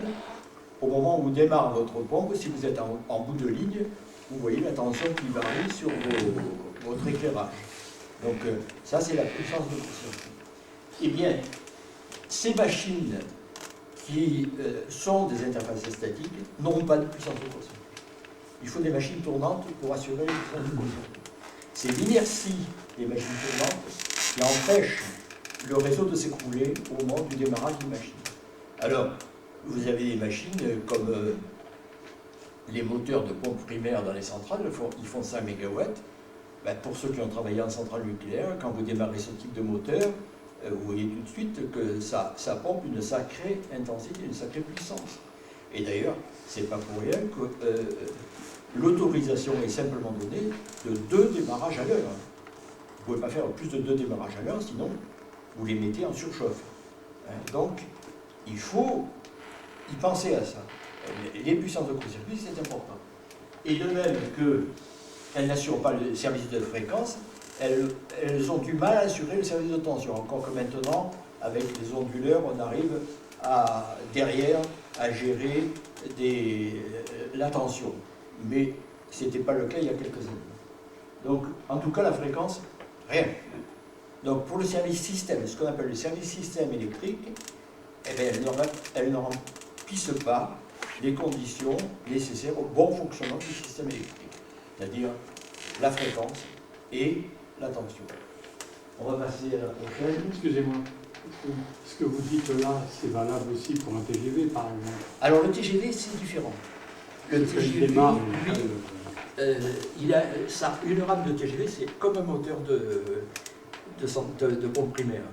Il fait 5 MW. Mais seulement, si on le démarrait sous pleine puissance, il faudrait fondre le caténaire. Alors, donc, ils ont un système de démarrage graduel. Donc, le TGV, il démarre lentement, et puis petit à petit, il monte en vitesse, au fur et à mesure. Et ce qui limite la vitesse de démarrage d'une TGV, c'est l'intensité sur la caténaire. Et on est obligé de faire comme ça, sinon on ferait fondre les caténaires systématiquement. Et il n'y a pas que pour le TGV, pour les autres trains électriques aussi, c'est pareil. Alors voilà, un exemple que je voudrais vous montrer avant. Le soutien, le voilà. Regardez les Espagnols. Ils ont eu la folie, il y a quelques années, pour les éoliennes. Ils en ont mis 25 000 MW, 25 à 30 000 MW en service, en peu de temps. C'est la courbe en bas, là, vous la voyez comme ça. Et puis la courbe orange, au-dessus, ben, c'est la construction des cycles combinés à gaz pour le soutien de ces éoliennes. Ils avaient été obligés de construire autant de puissance de cycles combinés à gaz que de puissance éolienne qu'ils installaient. Donc on investit 2 fois. Mais sauf que, aujourd'hui, en Europe, les électriciens disent aux États, nous, on ne marche plus sur ces trucs-là parce qu'on ne rentabilise pas nos cycles combinés à gaz au prix du marché de l'électricité. Donc, ou vous nous faites un tarif garanti qui nous permet d'amortir nos machines et d'assurer les frais de fonctionnement, ou on n'en fait plus. Ce qui est très grave. Très grave parce que les Allemands, ils arrêtent 22 gigawatts dans 2 ans et demi. Et il va leur manquer 15 gigawatts de cycle combiné gaz. Et ils disent au gouvernement, si vous ne payez pas, on les fait pas. Et comme il faut plus de 3 ans pour construire des cycles combinés gaz, à mon avis, ils vont arrêter le nucléaire et ils n'arrêteront pas le charbon. Et les Belges, c'est pareil, ils ont pris la décision de tout arrêter en 2025. Et les électriciens belges disent, on ne passera pas, il faut tant de cycles combinés à gaz, mais si vous ne nous garantissez pas l'amortissement, les achats, etc., on ne les construit pas. Ils ne prennent pas de décision. En ce moment, dans ces 2 pays, il n'y a pas de décision. Donc, l'Europe va vers une catastrophe. Il faut se dire, c'est la route. Allez, on passe à la prochaine. Alors, le stockage. Il y a des gens qui phosphorent sur le stockage. 100% ENR, ça c'est la grande folie de l'ADEME, par des gens qui ne comprennent rien à l'électricité. Ils disent oui, mais on a une solution de stockage. Ah, ben c'est intéressant. Nous, on cherche depuis 120 ans à avoir une solution de stockage.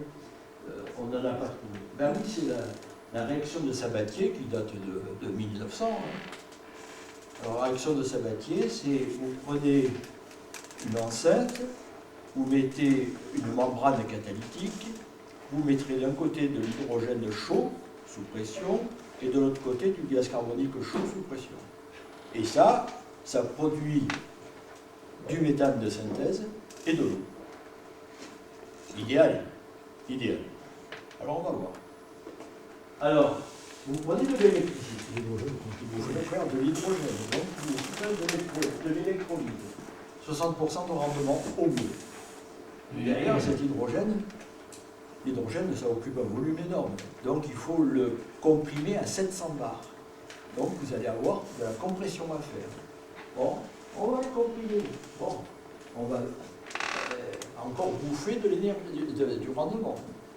Et puis derrière, on a la méthanation. Et de l'autre côté, il y a le CO2. CO2, on ne sait pas trop où il vient. Parce que le CO2, il n'est pas libre dans l'atmosphère. Alors, soit on le capte à la cheminée où il sort, mais il n'y a pas que du CO2 qui sort, il y a toujours de l'oxyde d'azote, il y a toujours un tas de choses. Donc, moi je crois que les réactions catalytiques, elles fonctionnent avec du pur, l'hydrogène pur et du CO2 pur. Bon. On fait la réaction. Mais derrière, le méthane de synthèse, il faut le comprimer pour le mettre dans les réservoirs souterrains de gaz naturel. Donc il faut le comprimer à 70 bars. Et hop, l'énergie de compression. Et puis, après, il faut le brûler dans un cycle combiné à gaz qui, lui, a un rendement de 60%. Résultat, vous mettez de l'électricité à un bout et vous ressortez 27% de l'électricité que vous avez mis à l'autre bout. Économiquement, ce n'était pas la route. Et personne ne peut dire le contraire de ça. Personne. Et quand on vous parle aujourd'hui de l'hydrogène, ben c'est pareil. L'hydrogène pour les voitures, il faut faire de l'électrolyse, il faut comprimer l'hydrogène à 700 bars. Derrière, il faut transformer cet hydrogène dans votre voiture en électricité, donc il vous faut une pile à combustible qui a un rendement 60-70% au mieux. Donc au total, si vous prenez le rendement du système, vous atteignez 35-40%. Donc c'est pas la peine de changer les moteurs actuellement pour faire tout ça. Surtout que l'hydrogène, ça fait des explosions. Vous vous rappelez Fukushima, les parties supérieures qui ont été explosées, c'était des explosions d'hydrogène. Donc on ne permettra jamais à des voitures remplies d'hydrogène de se garer en sous-sol des immeubles, et même dans les parkings. Et puis le jour où il y aura les gilets jaunes et les black blocs qui passeront, qui brûleront des voitures, si elles ont des réservoirs d'hydrogène, c'est tout le quartier qui se fera. Hein. Donc l'hydrogène, alors je me demande pourquoi la région s'est enquillée cette idée d'hydrogène. Bon. Je ne vois pas d'où elle est sortie ça. Moi j'ai écrit à voter, jamais vu. Bon, qui se démerde avec son hydrogène, mais c'est ridicule. Alors c'est vrai, il y a des théories qui fonctionnent à l'hydrogène maintenant, mais c'est de l'hydrogène sale. Hein. C'est de l'hydrogène qui vient du vaporoformage, du pétrole et du méthane. Donc pour faire cet hydrogène-là, on a émis beaucoup de CO2. Alors je dis, ben, ces trains, quand on aura de l'hydrogène propre, on pourra charger cet hydrogène sur les trains. C'est des véhicules lourds. Mais sinon, ça ne marche pas. Ça fait donc pour les gilets jaunes. Hein? D'avoir mis des gilets jaunes sur le coup, c'est pas tellement sympathique parce que les gilets jaunes, normalement, ont des revendications simples. Ce sont malheureusement des personnes qui se grèvent sur des gilets jaunes. Voilà. C'est peut-être leur raison que les gilets jaunes. Les gilets jaunes accompagnés des black blocs. Parce que ils ont servi de chevaux de proie. Hein. Bon. On va voir le reste, on arrive à la fin. Bon, bien sûr, il faut des réseaux supplémentaires. Quand vous avez une éolienne ou photovoltaïque, il faut voir quoi de réseau. Alors, le photovoltaïque, ce n'est pas des grosses puissances, sauf le photovoltaïque à terre, les parcs, etc. Et les éoliennes, le problème, c'est que vous êtes obligé de mettre le tuyau, le câble, pour la puissance nominale, qui va être utilisée jamais à la puissance nominale, qui va être utilisée de temps en temps à une puissance proche de la puissance nominale, mais souvent à 30%, 40%, et souvent à moins de 30 ou 40%. Donc, vous immobilisez de l'aluminium qui est sous-utilisé. Et puis, quand on fait des raccordements de centrales, par exemple, ça marche dans les deux sens. Là, ça marche que dans un sens. Là, on fait évacuer de l'électricité, mais on n'en ramène pas. Voilà. Bon, ça représente des investissements, ça représente des impacts significatifs sur le coût de transport que vous payez dans la facture. Bon, c'est pas le turc, ça s'appelle autrement, parce qu'on prend le coût du transport et le coût de la distribution d'électricité, du on paye. Et puis les gradients de puissance arrivent à des valeurs de 30 gigawattheures par heure en Allemagne. En Allemagne, ils ont failli avoir plusieurs fois des blackouts. Parce qu'ils ont eu des gradients, quand vous avez 65 gigawatts d'éolien, vous avez des gradients comme ça de 30 gigawatts. Les gradients, c'est quoi? Pardon? Moi qui suis béotien, c'est un peu technique pour moi. Les gradients, c'est la baisse brutale de la puissance produite. Qu'il vous faut compenser, puisque... Donc, alors, en Allemagne, qu'est-ce qu'ils font? Et ils polluent aussi. Comme ils ne veulent pas arrêter les centrales thermiques classiques. Tout simplement parce qu'une centrale thermique classique, au-dessous de 25% de puissance, elle rentre dans un régime d'instabilité de la flamme dans la chaudière. Donc, les électriciens allemands disent, puisqu'il va y avoir beaucoup d'éoliennes, ça arrive souvent le dimanche, le samedi, on restera au minimum technique à 25%, parce que ça nous coûte moins cher de rester là que d'arrêter de redémarrer. Parce qu'à 25%, vous arrêtez, puis après vous redémarrez. Alors, qu'est-ce qu'ils font? On a trop d'électricité. Alors, pour ajuster la fréquence, puisqu'on a trop d'électricité, il faut pouvoir la balancer. Et pour pouvoir la balancer, il faut trouver des clients que vous payez pour qu'ils écoulent de l'électricité. C'est le système des prix négatifs. C'est délirant. Non, mais on est rentré dans un système complètement délirant. Et ils nous affectent aussi. Et ils affectent tous leurs voisins comme ça. Alors nous, bon, on a la chance, le nucléaire, on peut le mettre en attente à chaud, en arrêt à chaud, ça va mieux. Mais il n'empêche que quand eux, ils sont à 30 € de prix négatif, moins de 30 €, nous, on se retrouve à moins 6 €. Parce que par les interconnexions, on est pollué. Alors, comme ils polluaient beaucoup aussi les Polonais et les Tchèques, les Polonais et les Tchèques ont mis des espèces de, je ne vous dis pas comment ça s'appelle, mais des impédances à variation rapide, comme des disjoncteurs, c'est-à-dire qu'ils coupent les interconnexions au moment où ils ont un afflux de courant avec des Allemands. Voilà. Et ça, l'Union européenne l'a interdit maintenant. On va voir l'autre. Bon, le PV, c'est pareil que l'éolienne, mais sauf que là, on est toujours sur des interfaces statiques, des puissances, mais on atteint des pleines puissances. Alors le PV, le problème, c'est qu'il est complètement anticorrélé avec la consommation. C'est-à-dire que vous produisez 4 fois plus l'été que l'hiver, or vous consommez 2 fois plus l'hiver que l'été. Donc il est complètement anticorrélé. Et si vous n'avez pas de système de stockage, ça pose quand même un problème. Produire des harmoniques, etc., bon, ça arrive aussi. Le petit aléatoire, bon, là, il est réparti dans le réseau de distribution. Alors là, il pose un problème parce que, par moment, comme il n'est pas consommé dans le réseau de distribution, il y en a trop, il remonte sur le réseau de tension, ce qui n'était pas prévu au départ. Donc il y a ce qu'on appelle des refoulements vers le réseau de tension qui s'opèrent et que les gestionnaires du réseau de tension, les gestionnaires du réseau, ne voient pas arriver, quoi. Hein. À un moment donné, ils les voient arriver, ils n'ont aucune prévision d'apport. Donc, ça remonte et puis voilà. Et c'est difficile à gérer.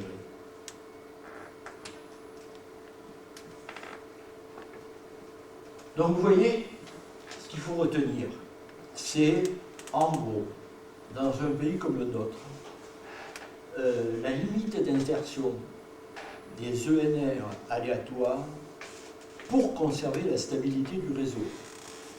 Elle a été calculée en France par la R&D d'EDF et elle est au maximum 30% de la valeur instantanée de la consommation. C'est pas 30% du total, c'est de la valeur instantanée. Si vous consommez 40 gigawatts, il ne faut pas que ça dépasse plus de 12 gigawatts. Voilà. Et ça, on ne sait pas comment faire.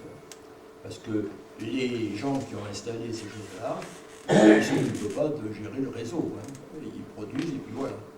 Alors en Allemagne, maintenant, ils commencent à arrêter les dernières éoliennes. C'est les GRT allemands, les gestionnaires du réseau allemand qui arrêtent les éoliennes.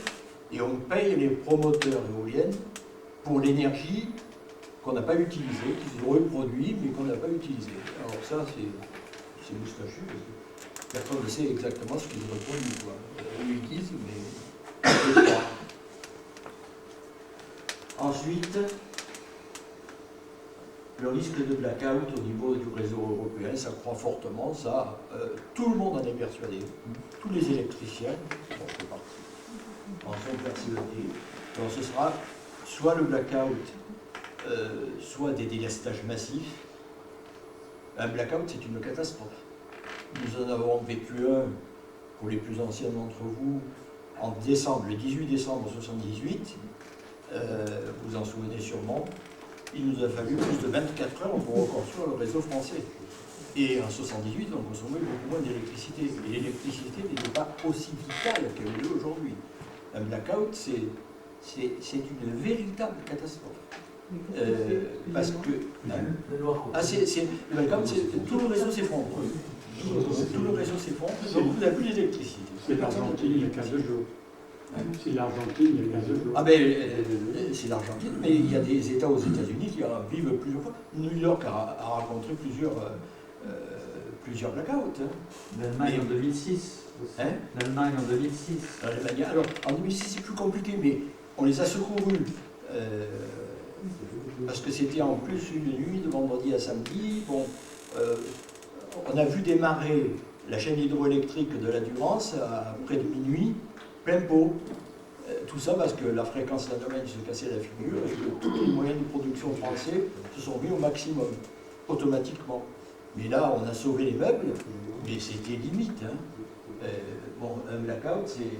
Je vais vous faire voir une petite... le système électrique, c'est vous devez à tout instant produire ce qui est consommé. Ni plus, ni moins. Vous devez égaler la production avec la consommation. Donc c'est un système qui est un véritable château de cartes. Si vous écroulez une carte, à un moment donné, tout le château tombe. C'est ce qui s'est passé en 1978. Il y avait un câble qui allait de l'est vers l'ouest, qui était de plus en plus, il faisait froid, qui était de plus en plus chargé. Les dispatchers ont hésité à délester pendant 10 secondes, et ben, tout le réseau s'est écroulé. Voilà. Et puis, il nous a fallu 24 heures. Aujourd'hui, ce ne serait pas 24 heures, ce serait 2 jours hein, pour remonter le réseau. Et si c'est le réseau européen, ce n'est pas 2 jours, c'est une semaine. Et alors, il y aurait des morts, il y aurait du vandalisme, je ne vous raconte pas, hein, mais le pillage, plus personne ne peut circuler, les pompiers ne peuvent plus circuler, le SAMU, ben, il est bloqué aux urgences, ou il est bloqué à l'endroit où il y a quelqu'un qui est en secours. Les hôpitaux, bon, ils ont leurs moyens propres, mais de temps en temps, ça ne marche pas. Moi, j'ai vécu cette situation avec Édouard Herriot, mais ça n'a pas été quelque chose. En pleine nuit, à Édouard Herriot, leurs 2 groupes électrogènes n'ont pas démarré, et ils ont dû évacuer 27 personnes qui étaient en réanimation vers les différents hôpitaux de Lyon, parce que les autres hôpitaux avaient de l'électricité, et tout ça avec de la lampe électrique, des gens intubés, qu'on sort de réa, il n'y a pas eu de mort. Mais ça a été un miracle. Les urgentistes ont fait un travail extraordinaire. Voilà, le réseau, c'est ça. Et si vous écroulez ça, ben vous avez la diapo d'après. Voilà. Alors là, vous le voyez très mal. Là, c'est l'Europe. L'Europe, le 28 septembre 2003, alors, vous voyez la France, la Belgique, l'Allemagne, tout ça. Et ce que vous ne voyez pas bien ici, c'est l'Italie qui est complètement dans le noir. La boîte italienne est dans le noir. C'était la nuit blanche en Italie. Donc la nuit blanche. Et les Italiens qui sont structurellement dépendants des autres, parce qu'ils sont sous-dimensionnés pour leur production d'électricité. Et là, ils étaient alimentés, entre autres, par un câble qui traverse la Suisse et qui venait d'Allemagne. Et ce réseau haute tension, il y a eu une avarie, un pylône s'est écroulé, donc ce câble a été coupé, et toute l'Italie est restée dans le noir, toute la nuit. Alors nous, on les alimente aussi, mais on alimente l'Italie du Nord, du côté de Turin, ils sont restés dans... Alors, vous pourrez le voir sur le PDF, on le voit beaucoup mieux. Vous verrez la botte, tout dans le noir. Et c'était la nuit blanche. Vous savez, vous faites une fois par an, ça se toute la nuit dehors. Je ne sais pas, vous n'avez pas fait de séjour. Voilà. Voilà, je vous ai dit tout ce que je savais sur... Vous n'avez pas développé pourquoi je viens le kilowatt... Avec mon grande page, je deviens sourd. Vous n'avez pas développé pourquoi le kilowatt danois est le plus chargé en CO2. Ah, alors je vais vous le dire. Les Danois ont deux parcs électriques.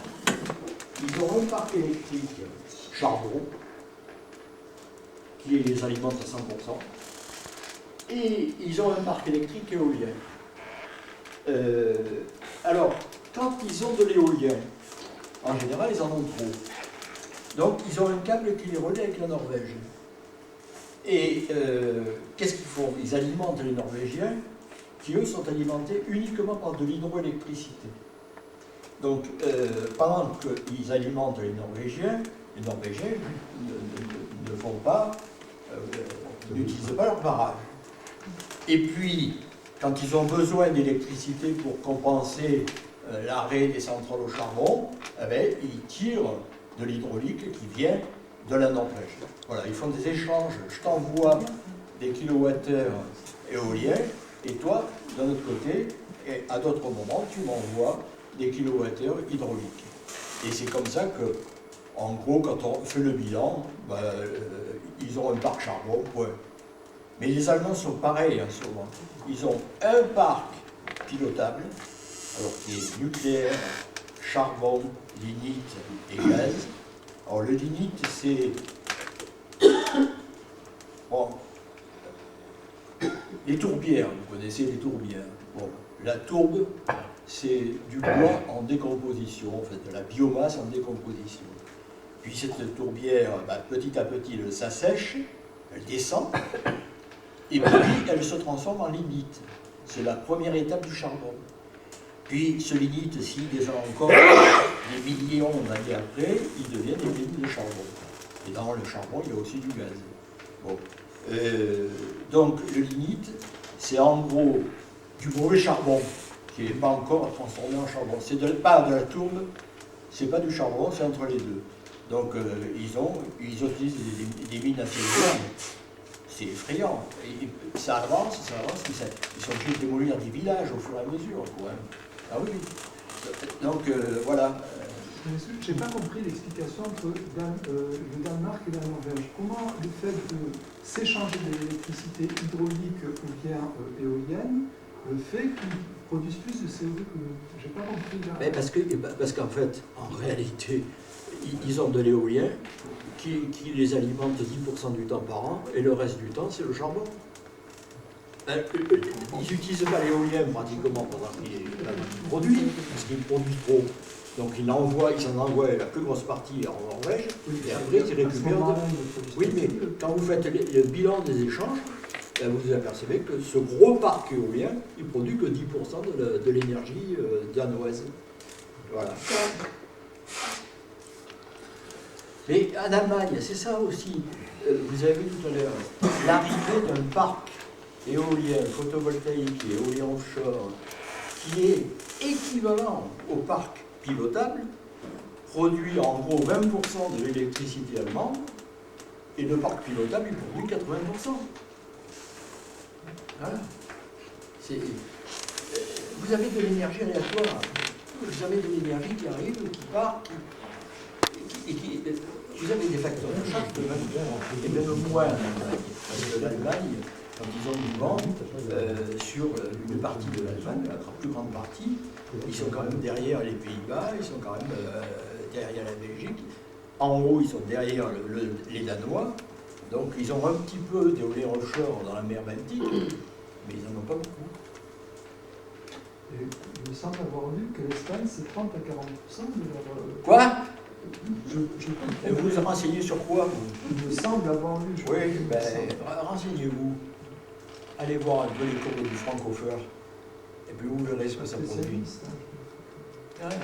Mais bon, en gros, si je comprends bien, donc économie d'énergie, 100% d'accord. Super. Ce que vous proposez, isolation des bâtiments, 100% d'accord. Mais ce que vous suggérez implicitement, c'est que hors du nucléaire, point de salut. Non!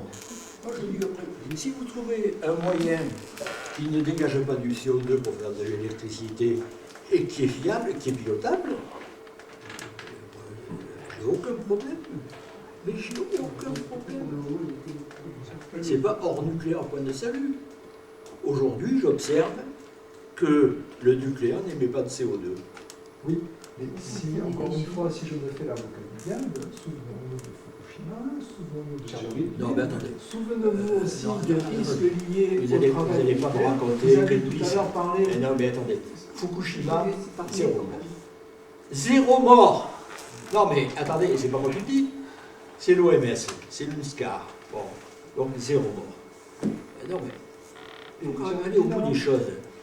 Les avions, les 700, je ne sais plus quoi, de Boeing qui se sont écrasés, 346 morts. Vous avez arrêté l'ensemble de l'aviation? Les dégâts environnementaux qu'ont causé Tchernobyl et Fukushima, vous y pensez?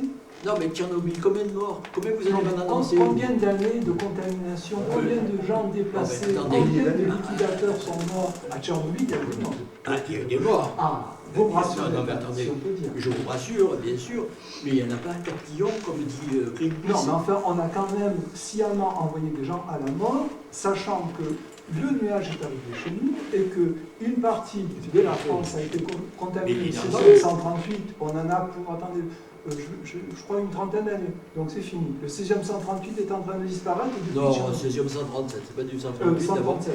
Mais le 16e, vous savez ce que c'est? Ah, ben, c'est un produit radioactif. Oui, c'est un aérosol, c'est de la poussière. Qui va dans les champignons et dans le lait. Bon, c'est de la poussière, donc on va en parler.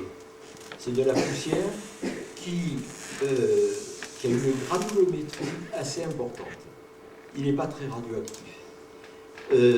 Quand il pleut, sur les surfaces imperméabilisées, ben, il s'en va avec la pluie, il est lessivé, et il s'en va avec l'eau de pluie dans les circuits de traitement des eaux de pluie. Et puis il s'en va dans la mer. Bon. Sur la Terre, il ne s'infiltre pas dans la Terre. On a du mal à le faire infiltrer dans la Terre. Donc, il y a deux solutions. La solution qu'ont pris les Japonais, pour les terres agricoles, c'est-à-dire ils ont décaissé 10 à 15 cm de terre superficielle qu'ils ont stocké dans des endroits de stockage. Et puis après, ils ont pu réutiliser ces terres agricoles. La France, ce n'est pas ce que préconise l'ASN et l'IRSN en cas 2, c'est de faire des labourages profonds. Un labourage profond fait passer la terre superficielle en bas et c'est fini.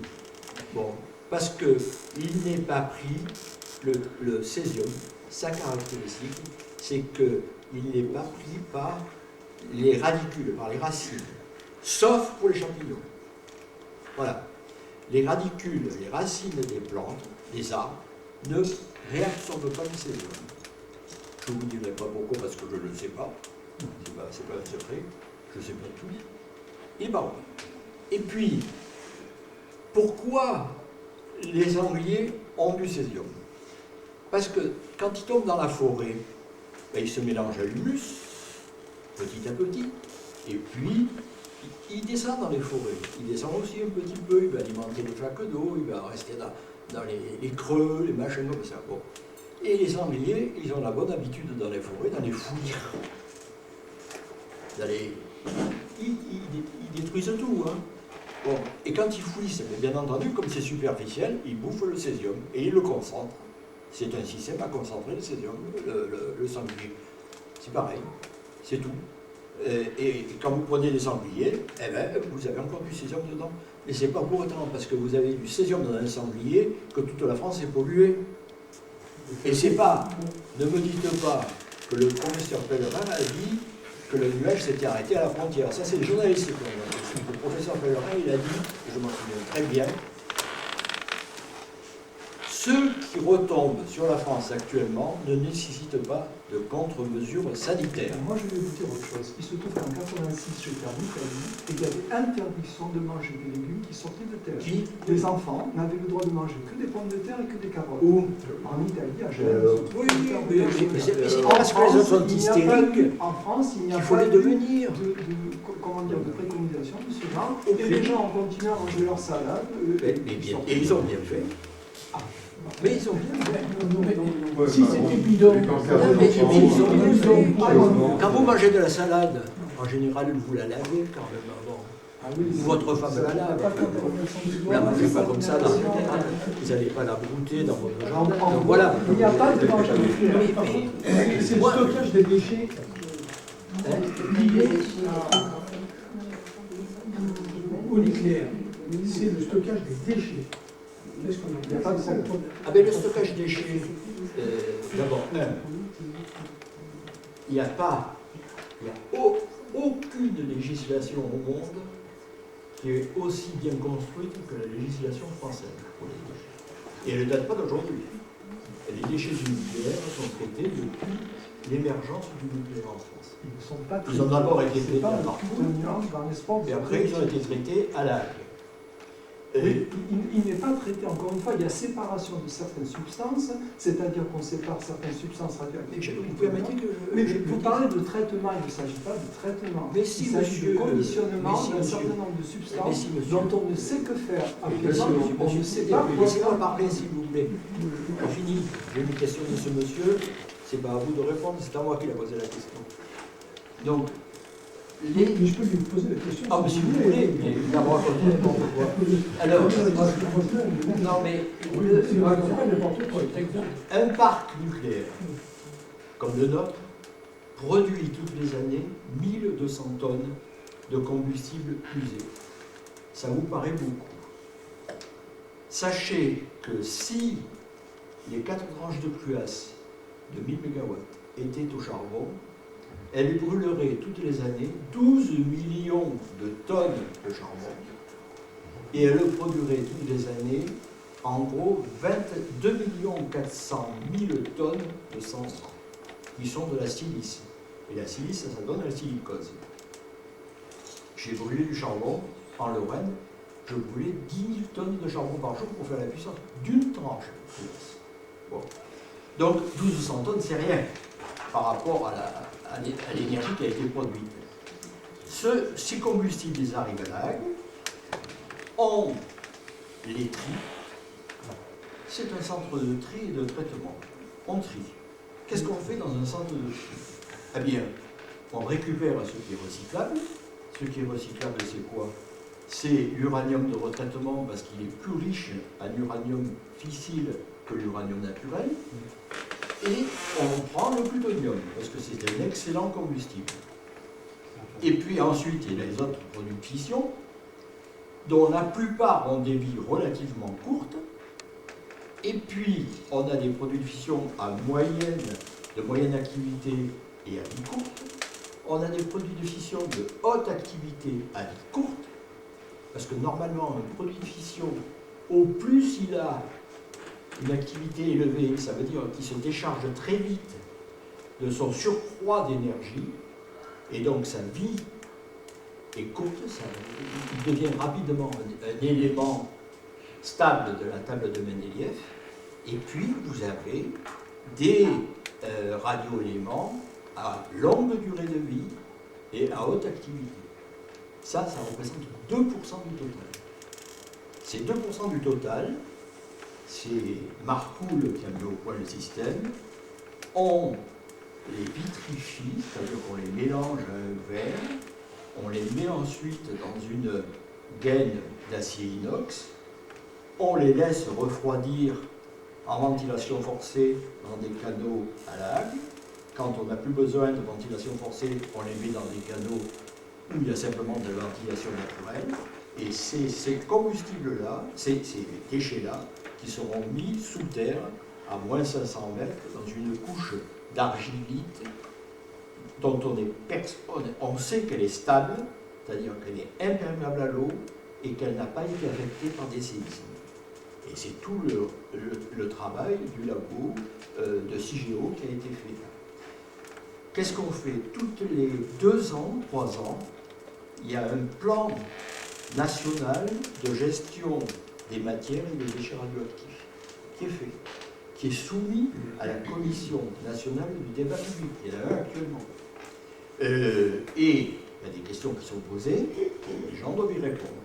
Bon, et les gens disent ce qu'ils en pensent. Bon, il y a des gens qui répondent à côté des questions, mais ça c'est courant. Et là, qu'est-ce qu'ils demandent? Ils demandent 2 choses. Ils demandent une chose, c'est CIGEO. Mais CIGEO a été décidé dans la loi de 2006 et a été confirmé dans une loi autour de 2012.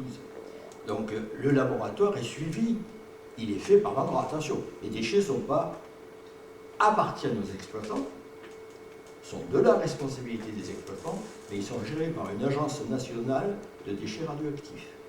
Et c'est l'agence nationale des déchets radioactifs qui a fait tous les travaux d'essais qu'il fallait faire à la demande de l'autorité de sûreté, à la demande de l'Institut de radioprotection et de sûreté nucléaire, à CIGEO.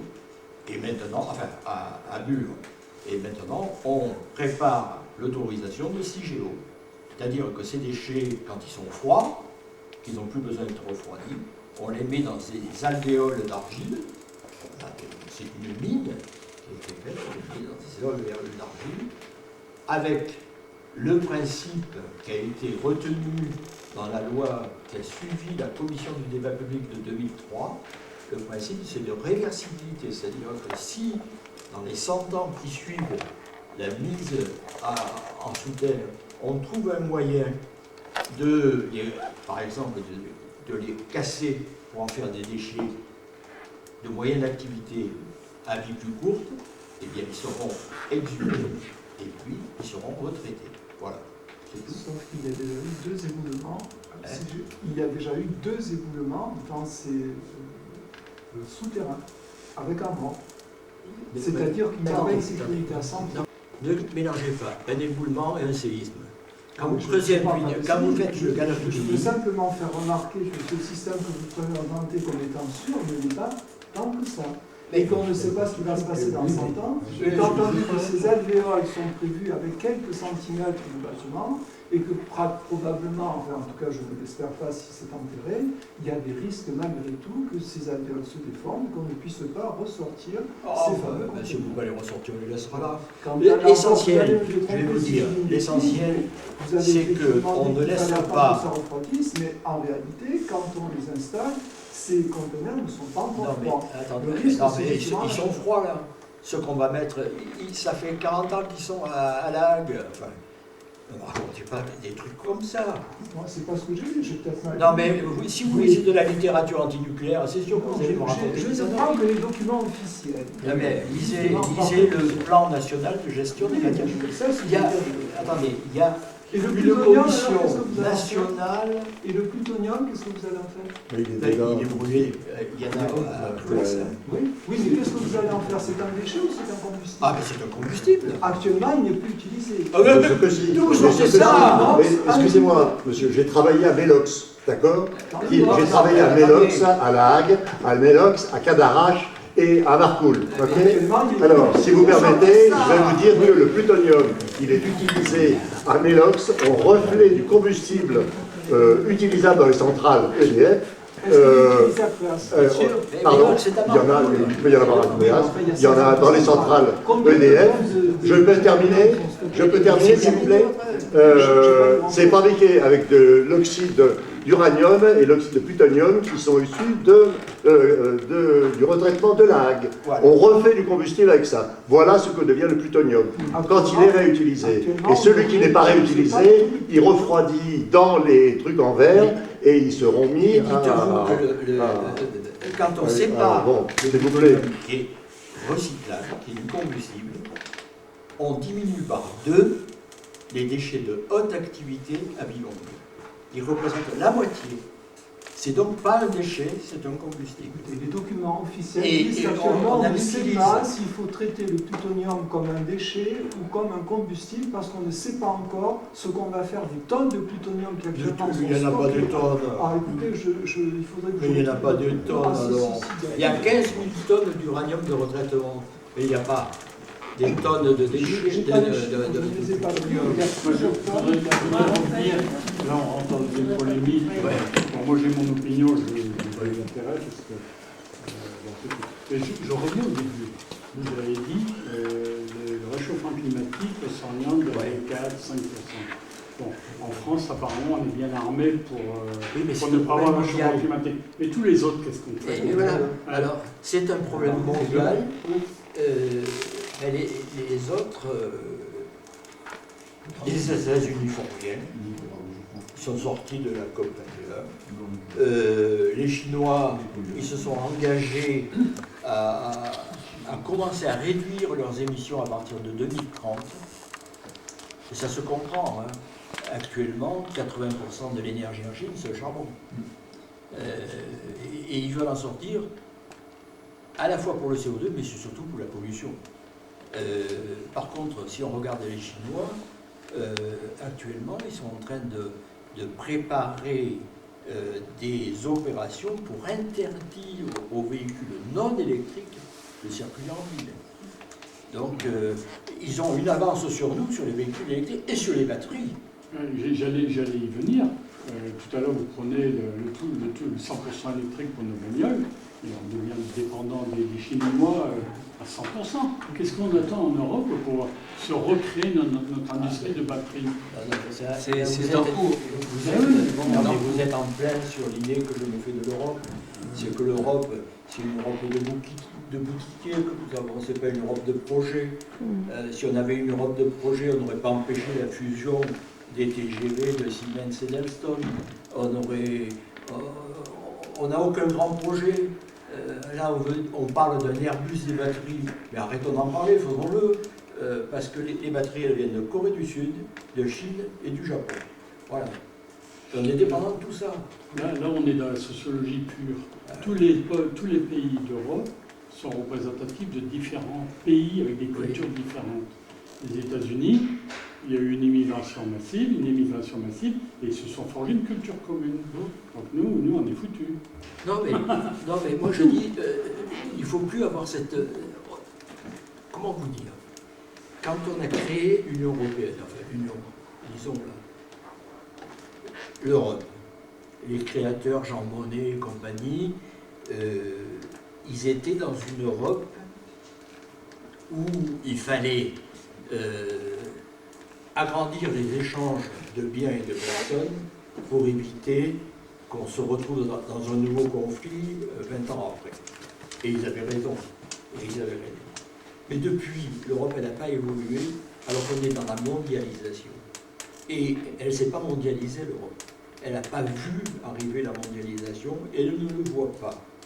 Or, la mondialisation, Airbus, ça ne s'est pas fait grâce à l'Europe, ça s'est fait contre l'Europe.